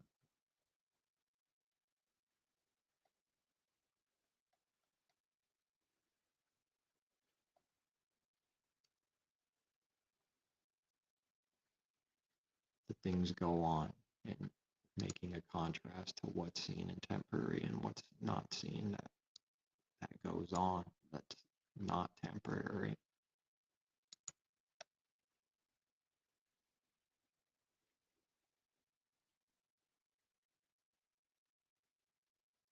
The moment someone tries to make this literal, eternal, and say that's the meaning, a literal, eternal, no beginning and no end is the strict definition of the word, then that means someone's punishment has no beginning. What kind of contradiction is that? Can't have both ways. That's lukewarm, straddling on both sides, whatever contradiction we feel like at any moment. eternal punishment. That means no beginning, no end, right? That means the person being punished is the creator, because you would have to be eternal to be punished eternally with no beginning and no end. That's a severe contradiction.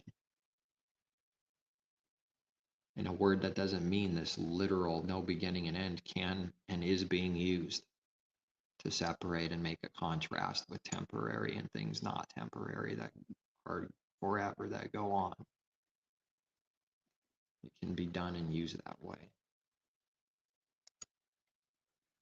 because the definition is within the example, within the context. That's the definition of a word that has to do with time and ages.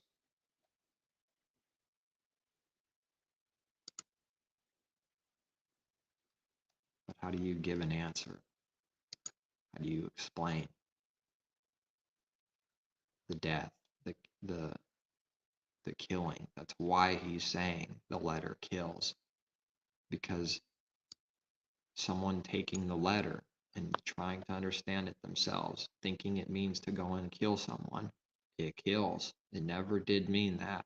And the Father is not tempting someone to go do this literal evil. It sounds like it. It looks like it. It doesn't mean that. That's the truth. So what is this death? It's a real death. To put someone to death is to cut off from them, separate. And even that is not the carnal man's way of, I won't touch that person, I won't talk to him. He's trying to fulfill his own law. He's trying to be self-righteous by doing evil to someone, thinking they're so much better that I can't talk to this person, I can't touch them, I can't even look at them. That's not how it's done. Then there would be nobody to speak the truth to. Then what? His people are superior in pride? That's not the truth, because they're not. And somebody filled up with that pride's about to get humbled, that it's so evil to have pride. They're about to get humbled because that's not the truth.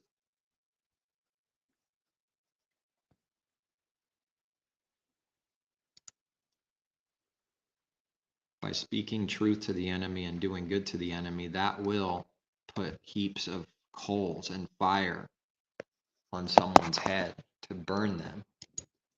It will do that.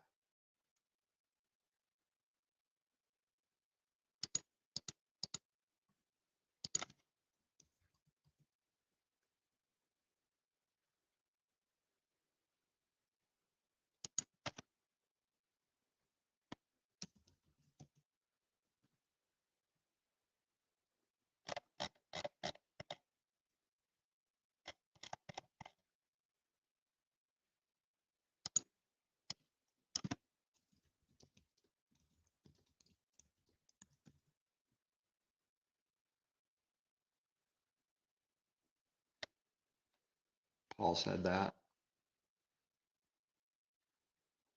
Romans 12:20. Wonder where he learned that from.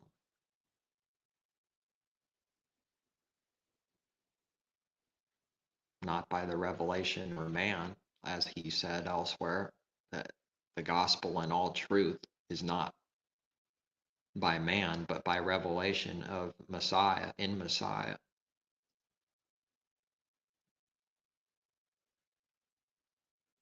Does it look that way?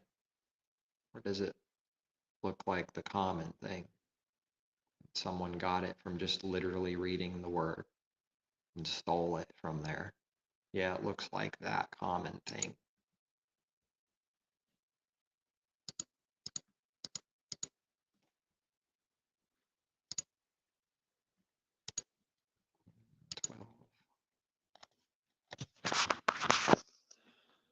Do not avenge yourselves. Rather give place for wrath, for it is written, vengeance is mine, I will repay. So Deuteronomy 32:35 is true. Quoting it. Word is true. Follow it. Therefore, if your enemy is hungry, feed him, slay him.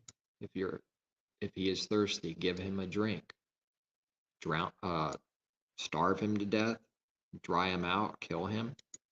For in doing so, you will heap coals of fire on his head. How? How is he destroyed? By doing actual, real good to him. That's how you'll put fire on his head, which comes from Proverbs 25:21.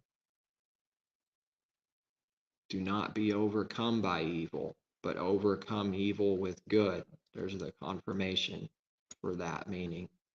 Do not be overcome by evil, which is to do evil. That's being overcome by evil. How many times do we get overcome by evil till we're perfected? But overcome evil with good. Proverbs.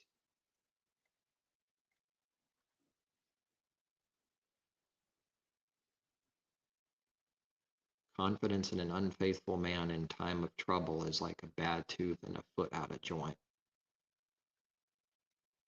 Like one who takes away a garment in cold weather, and like a vinegar on soda is one who sings songs to a heavy heart. Takes away a garment in cold weather, and like vinegar on soda is one who sings songs to a heavy heart. Not so good, is it? That's not the true singing, is it? If your enemy is hungry, give him bread to eat, and if he is thirsty, give him water to drink. For so you will heap coals of fire on his head, and Jehovah will reward you. By doing good, we receive reward and destroy the enemy and obey the command. How do we put someone to death? That's what a believer has to learn, because it was never whatever we thought first. It's never whatever the carnal man says it is and thinks it is. He has to learn what that means. It's enmity. It's against what he thinks it is. It never meant what he thinks it means and believes it means. Never. Strongly looks like it, strongly sounds like it, and feels like it. That's how strong the image is. That's how strong the bewitching and deception is of the image of the beast. That's why we read about it. That's why who can war with it, who can go against it, who can think otherwise, accept the image and worship it, who can worship, believe the image, which is worship, to believe, worship the image, follow it, always obey it. How is that not worship? It's worship to believe the image of the beast, to believe just the image, whatever the outward appearance is. It's worshiped. It's absolutely worship, like troops commanding and others obeying. It's worship.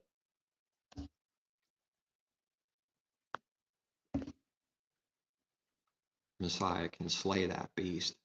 He's the one that can war with the beast, not our own selves or by our own power, but through Messiah. Father, through Messiah, can war and strike that beast in the head. Better to dwell in a corner of a housetop than a house shared with a contentious woman. It's cold water to a weary soul, so is good news from a far country. A righteous man who falters before the wicked is like a murky spring in a polluted well. Yes, it is. It is not good to eat much honey, so to seek one's own glory is not glory.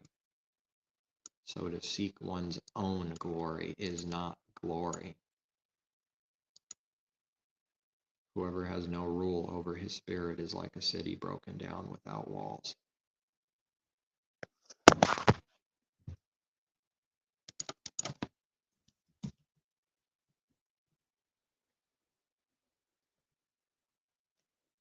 He made the greater light to rule the day and lesser light to rule the night.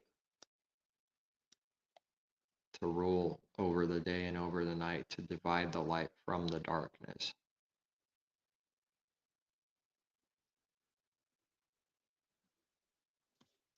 Cain, if you do well, will you not be accepted? And if you do not do well, sin lies at the door, and its desire is for you, but you should rule over it. One who does not have that spirit to rule is like a city broken down without walls. Desolation.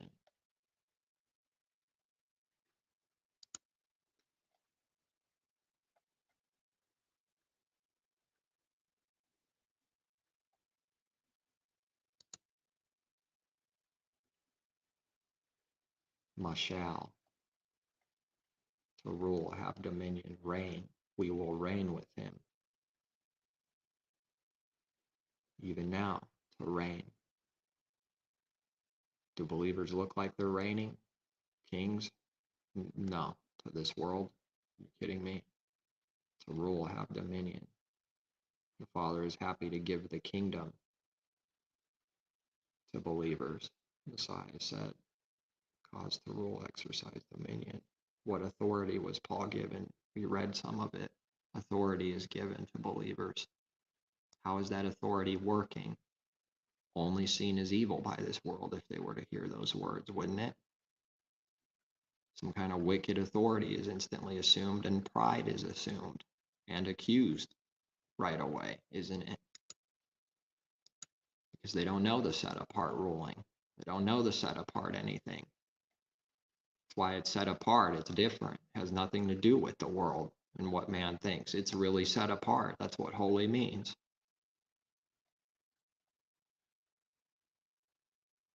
It's set apart to surely put someone to death. It never meant the evil thing, the obvious thing. This is set apart. His command is set apart. Without making any mistake, the adulterer and adulteress is dying for their sin. This scripture is being fulfilled because the Father is the judge and Messiah is a second witness to the first witness. That means nobody can hide. But when man tries to take over the kingdom and rape it and makes himself God, the God of gods, in his own temple, and he's the witness and someone else is the second witness, and they're taking over the kingdom and his word in their own mind, and then they determine who lives and dies, and that they have witnesses of the literal adultery. No, if someone even thinks of adultery in the heart, it's counted as adultery in the heart, and it's seen by the one who can see all things that nobody can see, the Creator. And Messiah is a second witness to every sin in the heart, the heavenly now, and not speaking of the earthly, the letter.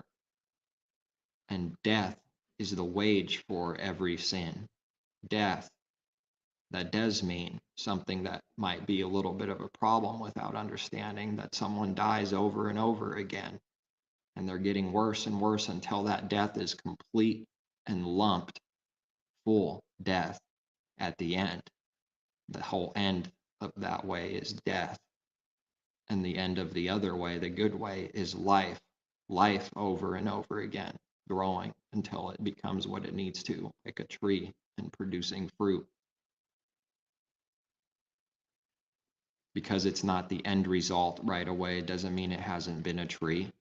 Doesn't mean it hasn't been true and growing, but it's not what it needs to be. Every day it's not what it needs to be, because it needs to further be what it needs to be. And this is his way. That's accepted. That is the only way. It's a narrow way. So we should not stone anyone to death, literally. It never meant that. That's an evil work. That's a wicked work to do that. Father did not command to do that.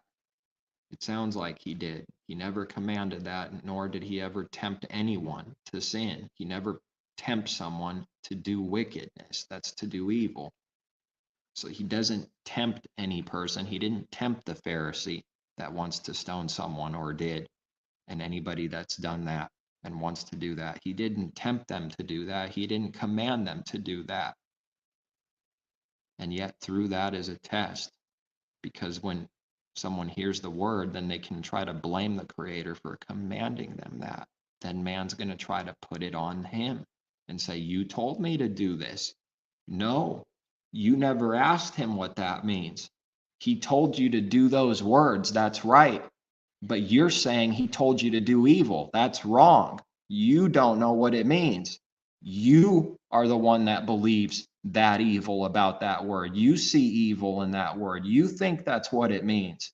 And now you're saying the Creator told you to do what you think that means, which is murder someone. No, it doesn't mean that. And he never did that. Who can believe it? Who can believe it? Who believes our report? I wonder why we read that. No one?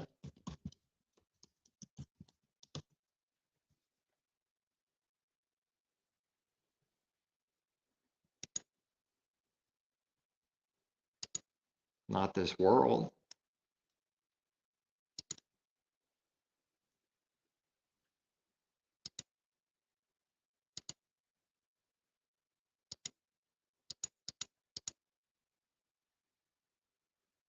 And even after everything that's said right now, the understanding still has to be given. It's not enough to just the words, because the truth is not just the words by themselves. It needs to be able to truly see what it means and how it works, or else it will not make any sense. It will not work. It will still be a contradiction in someone's heart. It will still be a problem unless the Father actually gives the understanding that we can't do that part ourselves. We can't have that power. But he does work through his people, and something is given through that working. But it's not to be confused with us doing it, because it looks like it. It can look like it. So then that can be used as a deception for pride and saying, I did it. Like Moses said, I brought the water out of the rock. No, you didn't. That's a great example of something good that the Father is doing. And now, because it looks like Moses does it, that means he's doing it. That's a fine line to make sure that pride's not creeping in and saying, I did it. No, I did not do it. It looks like I did it. That's true, but I did not do it. Moses did not do it. The false prophet works their own works. They always believe they do whatever they're saying. They save, they give, they have power. They really believe that in their heart. They'll try to make it look like they don't believe that on purpose so that they're not spotted as a false prophet and deceiver. They're always needing to think about how they need to act so that they don't get caught, thinking that they can't get caught. They're caught every day by the Creator. Every day they've been caught in so many ways they can't even comprehend or imagine. Their whole life is a giant catch, a deadly catch, a big fish, a whale of a catch.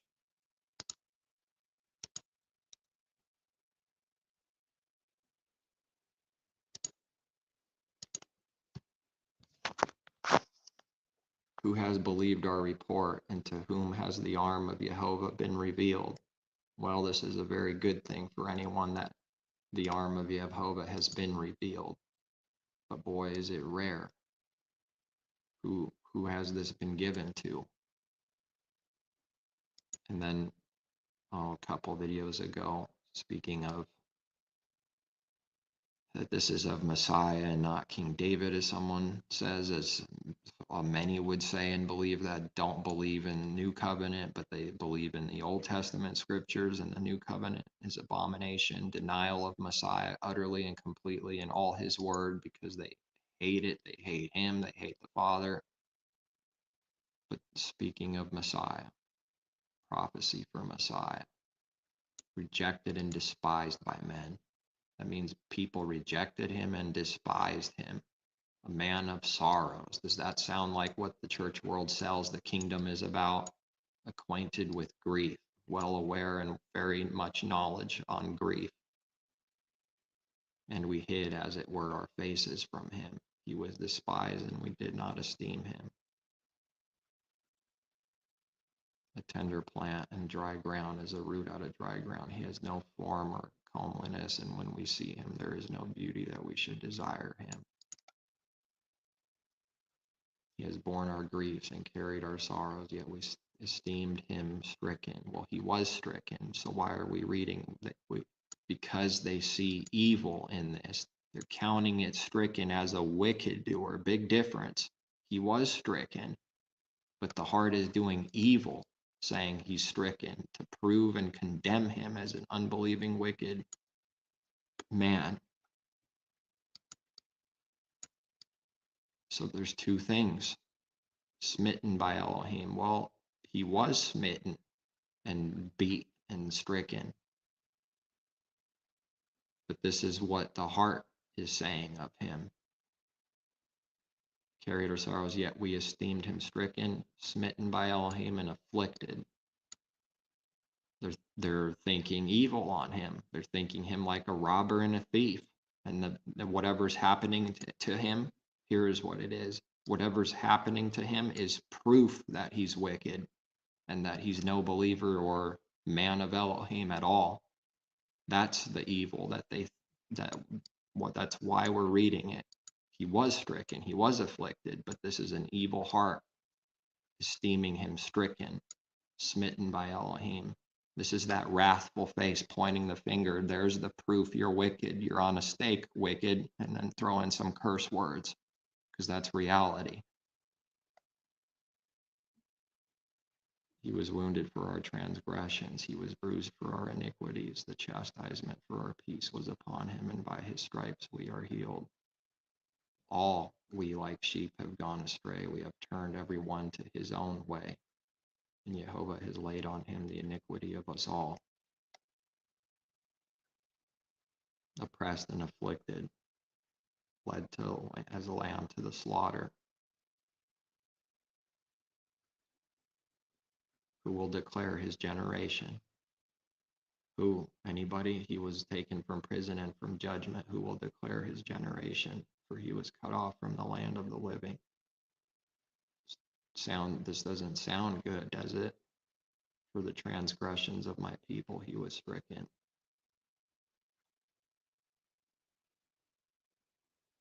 And they made his grave with the wicked, and that's what they believed of him, because the image strongly sold that. Who would want to have anything to do and have any connection with his image, with him, when seeing that his grave is with the wicked? Better separate himself quick, even disciple, saying, I don't know him, I don't know him. What are you talking about? What the hell are you talking about? I swear, shut up, I don't know him. Who can war with the beast?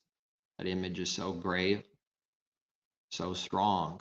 So now someone wouldn't want to be connected to that person, right? Because of the image. They don't want to have anything to do with that image, because the image is saying he's a wicked man and everyone believes it. He's a robber, a murderer, a thief. As someone's ready to stone him and be a murderer for stoning him, for pushing him off a cliff and killing him. Some devil's going to say Messiah is a murderer and a thief, and they're stoners, hypocrites. They are what they condemn. It's fully them. It is what man is, all man, hypocrisy. He is what he condemns. Every word that comes out of his mouth is condemnation of who he is, condemned. With the rich at his death, because he had done no violence. Not for the reason that we would say first. Why? Because he had done no violence? How could that be the reason? Who believes that's the reason? It's the reason man says, right? Because he's wicked, he's a murderer, he must be cursed, he must be this, he must be that. It's for those reasons. Because he had done no violence. Who can discern the difference between a wicked man on a stake and Messiah? They look the same. Nor was any deceit in his mouth. It pleased Jehovah to bruise him. He has put him to grief.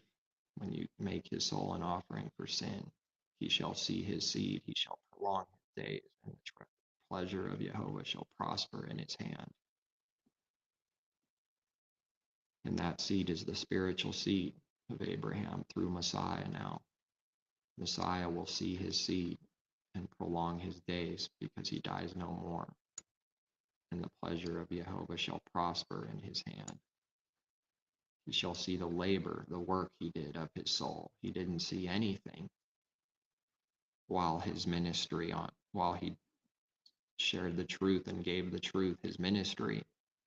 He didn't see this until after death. What kind of faith does that take? He saw nothing.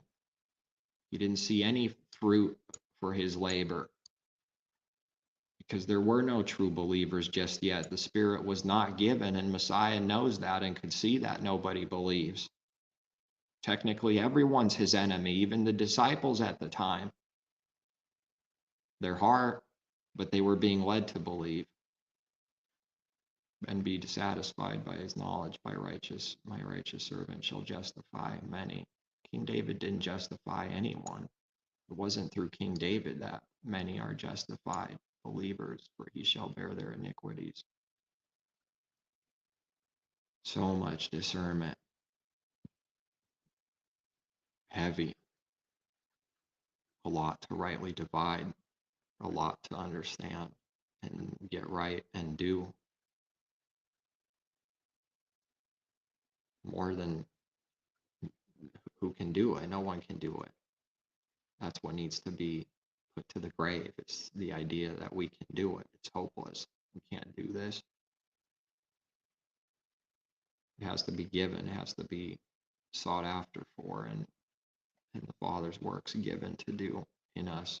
Our own works are like filthy rags. It can't be done by us. There's no chance. A few thousand years went by proving that, called the Old Covenant and Jerusalem. The examples of nobody able to do it. Not even one. That was all on their own. It was on them. It still is to this day for anyone that doesn't believe. It's on them. It's all on them because that's what someone wants. Death, the old covenant, they want their own righteousness to stand. Well, he's letting it go. See if it stands. It's not standing. Who can stand?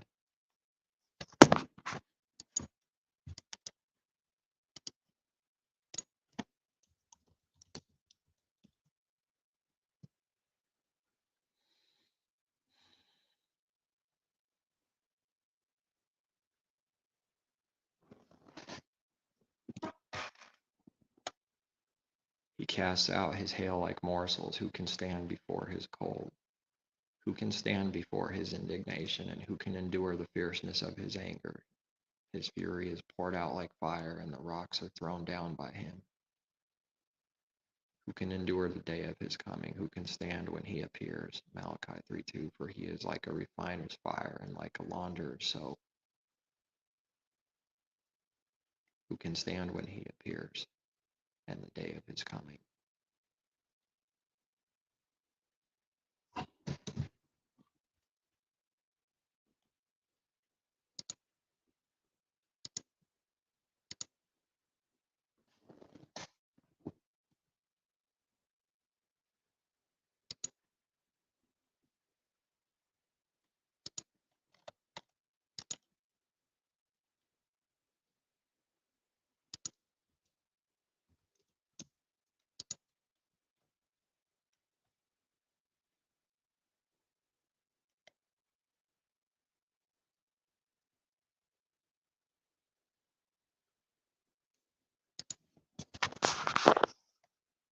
For the great day of his wrath has come, and who is able to stand?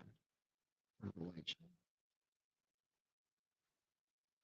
They will be saying to the mountains and rock, fall on us and hide us from the face of him who sits on the throne and from the wrath of the Lamb. Well, hasn't that begun ever since Messiah's resurrection, the true throne? Not the literal throne of King David, but what it meant, the heavenly throne.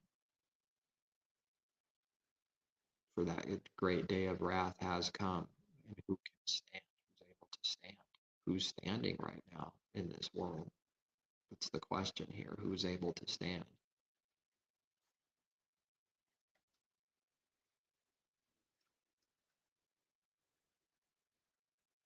All these things are taking place. They're growing. The prophecy is increasing until the end of someone's life.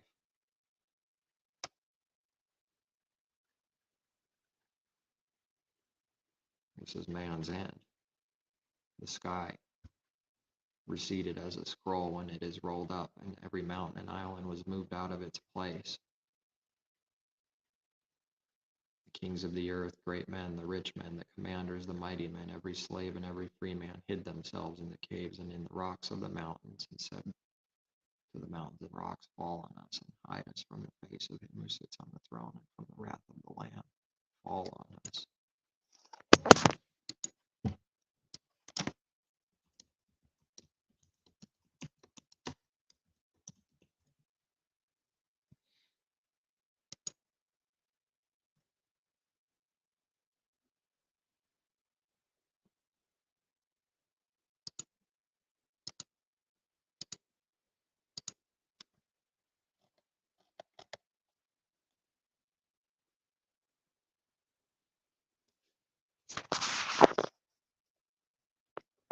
Great multitude of the people followed him, and women also mourned and lamented him, who also mourned. And Yehoshua turning to them, said, Daughters of Jerusalem, do not weep for me, but weep for yourselves and for your children. For indeed the days are coming in which they will say, Blessed are the barren, wombs that never bore, and breasts which never nursed. Then they will begin to say to the mountains, Fall on us, and to the hills, cover us. For if they do these things in the green wood, what will be done in the dry?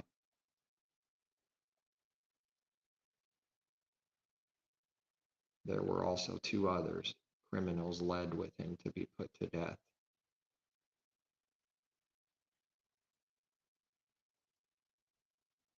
One on the right hand, one on the left hand.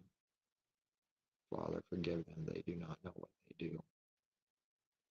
Critical text removes those words in its 28th edition. Critical text officially removes those words. Father, forgive them, they do not know what they do. That's not in their text. And they divided his garments and cast lots.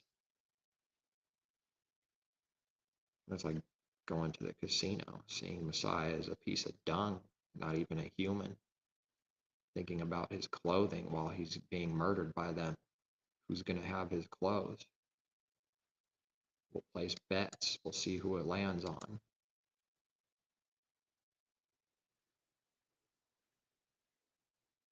And the people stood looking on, but even the rulers with them sneered, saying, He saved others, let him save himself, if he is the Messiah, the chosen of Elohim. The soldiers also mocked him, coming and offering him sour wine, and saying, If you are the king of the Jews, save yourself. An inscription was also writ all over him in letters of Greek, Latin, and Hebrew, This is the King of the Jews.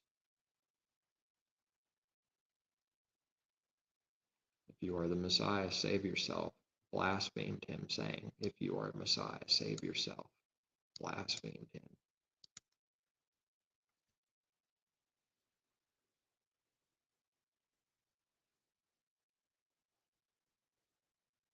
Nothing but hypocrisy.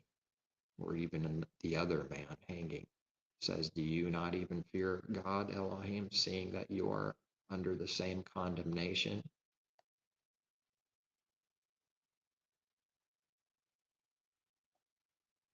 And we indeed justly, for we receive the due reward of our deeds, but this man has done nothing wrong.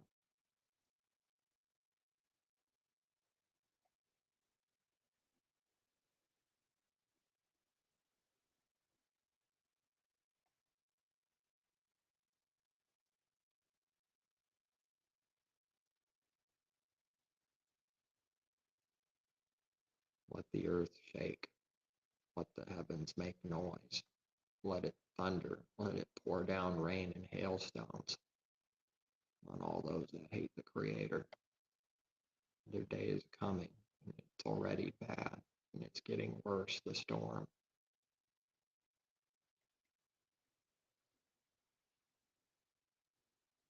It's not getting better despite someone saying it will to themselves over and over again outside of the truth. It won't.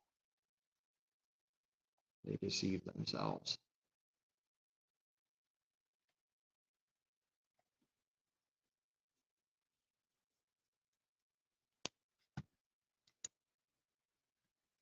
But each one is tempted when he is drawn away by his own desires and enticed. Then when desire has conceived, it gives birth to sin. This is the devil's work. Conceived, the desire conceived, it gives birth to sin. And sin, when it's full grown, like a child growing up, brings forth death. It's not all instant, is it?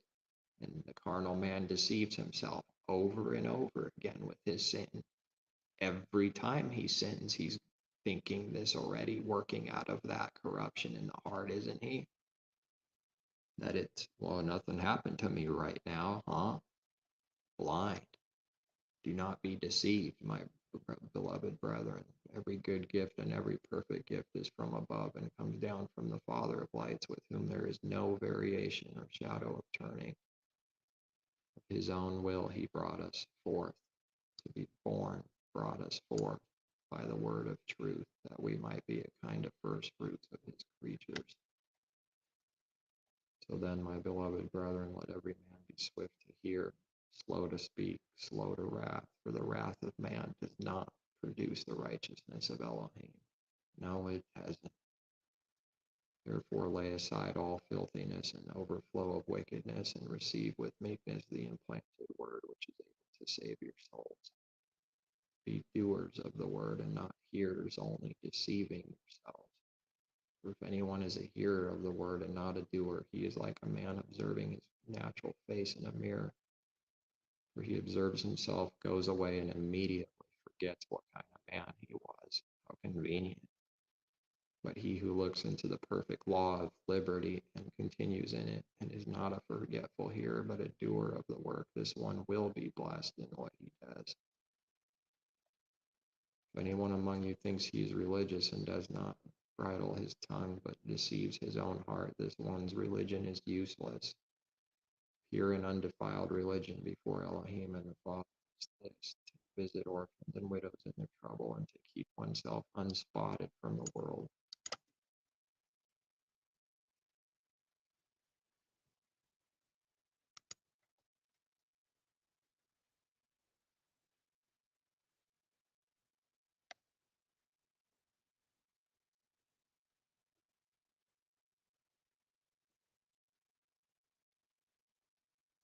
I think that's going to be it for now.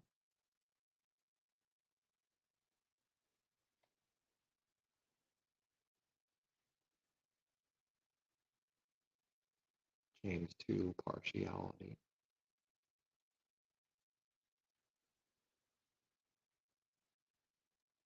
Whoever keeps shall Whoever shall keep the whole law and yet stumble in one point, he is guilty of all. He who said, do not commit adultery, also said, do not murder. Now, if you do not commit adultery, but you do murder, you have become a transgressor of the law. Man wants to be under the law. How can't he see this impossible burden that he can't even keep any law in the heart? He wants to put himself under condemnation and law.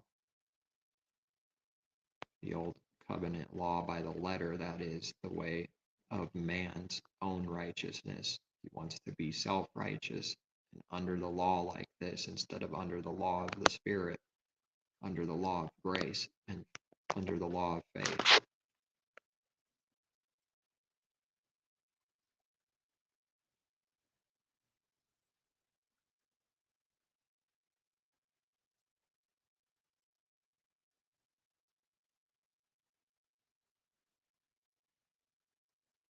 What does it profit, my brethren, if someone says he has faith but does not have works? Can faith save him?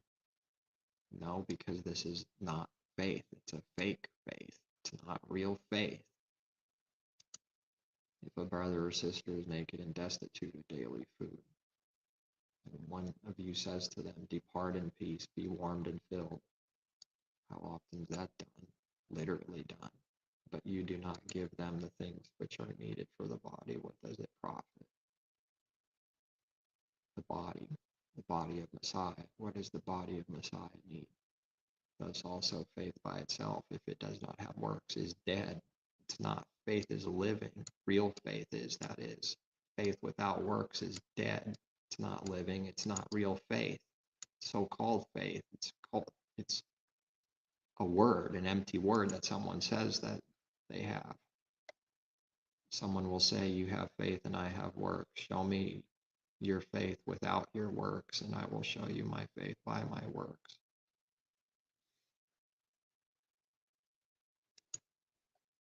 You believe there is one Elohim. You do well. Even the demons believe and tremble. Do you want to know, O foolish man, that faith without works is dead? Was not Abraham our father justified by works when he offered Isaac his son on the altar? And in the example, Abraham did something. Faith is doing. It's not an empty word of no works. Faith is doing. You see that faith was working together with his works, and by works faith was made perfect. And the scripture was fulfilled, which says, Abraham believed Elohim, and it was accounted to him for righteousness. And he was called the friend of Elohim. You see that a man is justified by works and not by faith only. The faith he's speaking of is that fake faith only. True faith produces works. This faith that's being spoken of is not the true faith. So then it's not by faith only or alone. That faith alone thing doesn't produce works. It's dead. It's not real faith. So this is said to bring that out, that there's no such thing as faith alone only without works. Likewise was not Rahab the harlot who also justified by works when she received the messengers and sent them out another way. For as the body without the spirit is dead, so faith without works is dead also. What good is someone that's dead? They're dead. The body without the spirit is just dead. That picture is perfect, and it's true. Now that faith is a dead person, that's the picture. What is that dead person doing? They're rotting. They're dying. They're dead already. It's no good, that faith. It's dead. No spirit. Well, then they're just dead. Faith without works is dead also.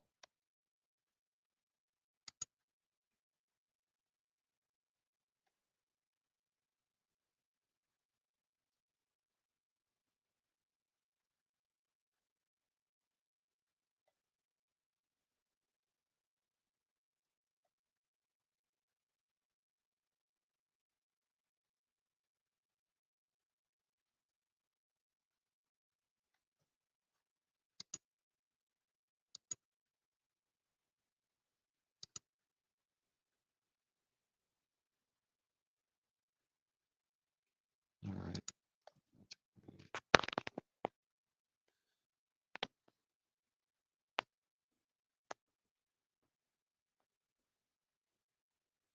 But it's going to go on the same way in the world. And the same things will be said.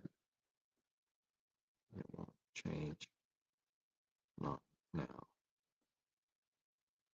The God of the Bible is wicked. He commands to kill, steal, and destroy. That's not going to change. Not forever, but nevertheless, that's not going to change. Not in this wicked age. This evil age.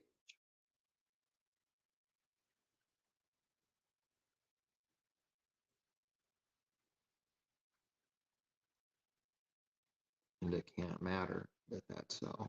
It can't matter. Can't go by what this world is and what the majority do and think and say and believe. You can't go by that. That's corrupt already. It's a corrupt heart to do that.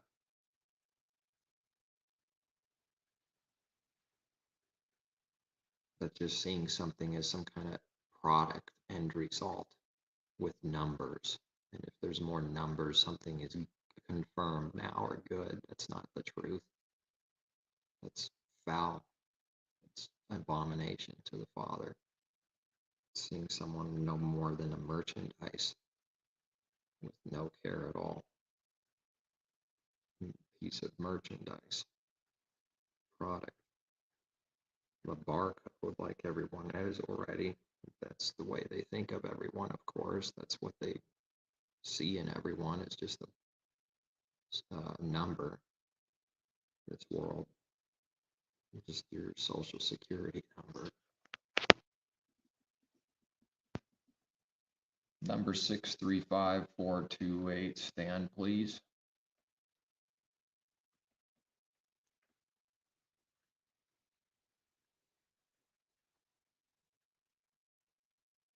And that's not getting any better.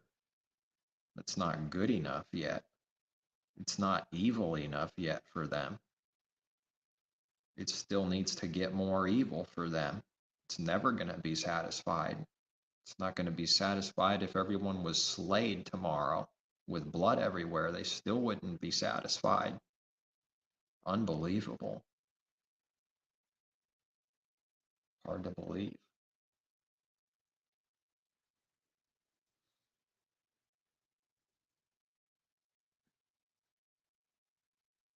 There's no life in them. That's certain.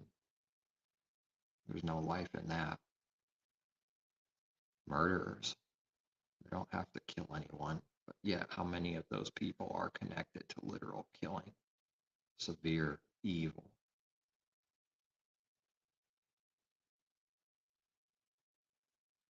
They think they can play some word games to try to separate themselves from severe evils.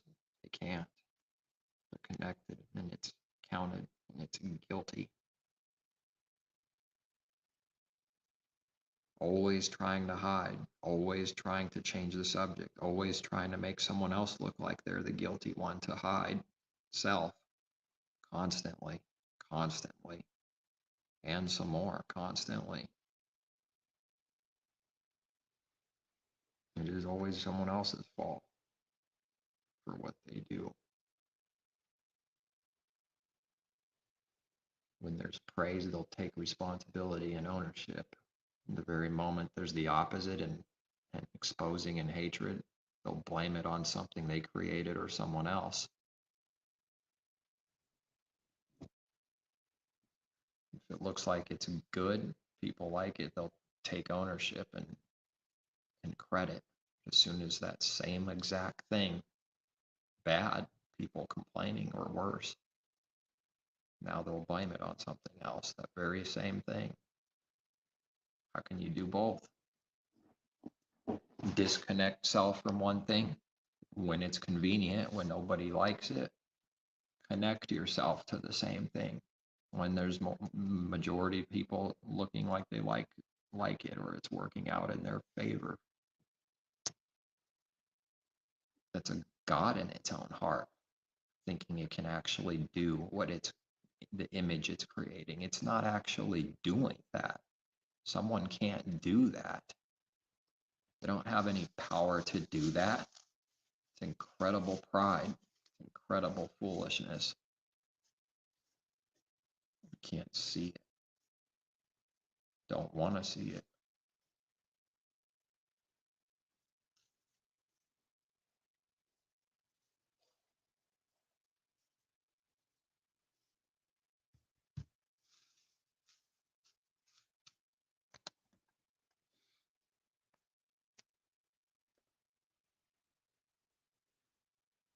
Time 4:04. Just looked. I guess that's late enough or early enough. Morning's almost here. Well, another hour or something.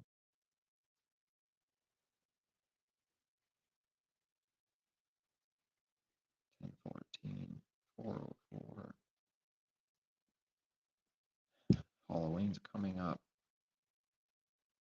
Monsters everywhere.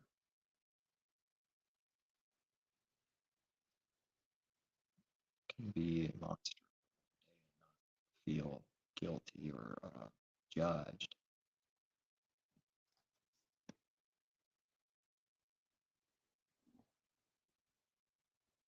Halloween. rooted in evil, isn't it? Even gruesome evil. Well, that's why it's worshipped, because that's called good. Evil is good in this world, and good is evil. They call good evil and evil good.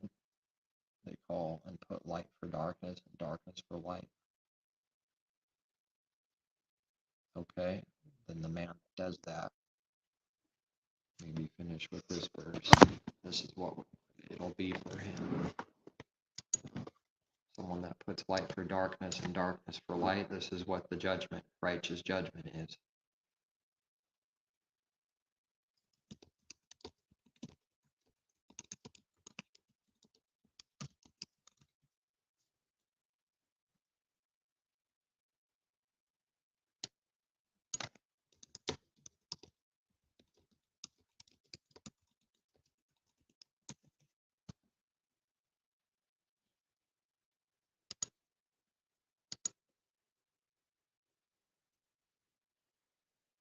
This will become someone's reality.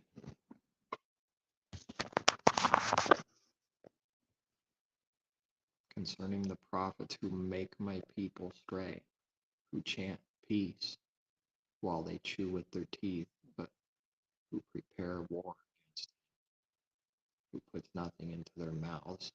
They're preparing war against their own people that they chew with their teeth and say peace to. As they say peace to the sheep, they prepare war against him. Therefore you shall have night without vision, and you shall have darkness without divination. The sun shall go down on the prophets, and the day shall be dark for them. The day shall be dark for them. Messiah died to that condemnation for us. Wasn't that the miracle that happened?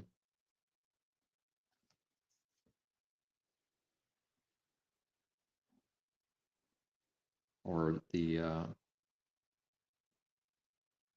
when he died, the day became darkness. That's what man is. That's what he died for to the old man. That's what the old man is, upside down, reversed, condemnation. So then the sun shall go down on the prophets, and the day shall be dark for them. What's the night like then? The seers shall be ashamed.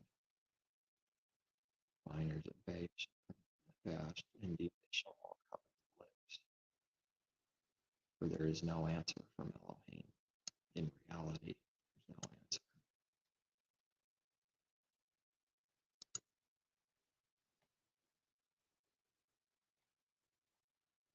But to those who ask and believe there's answer, then he'll give answer, the truth. All right, peace, take care, seek truth from above.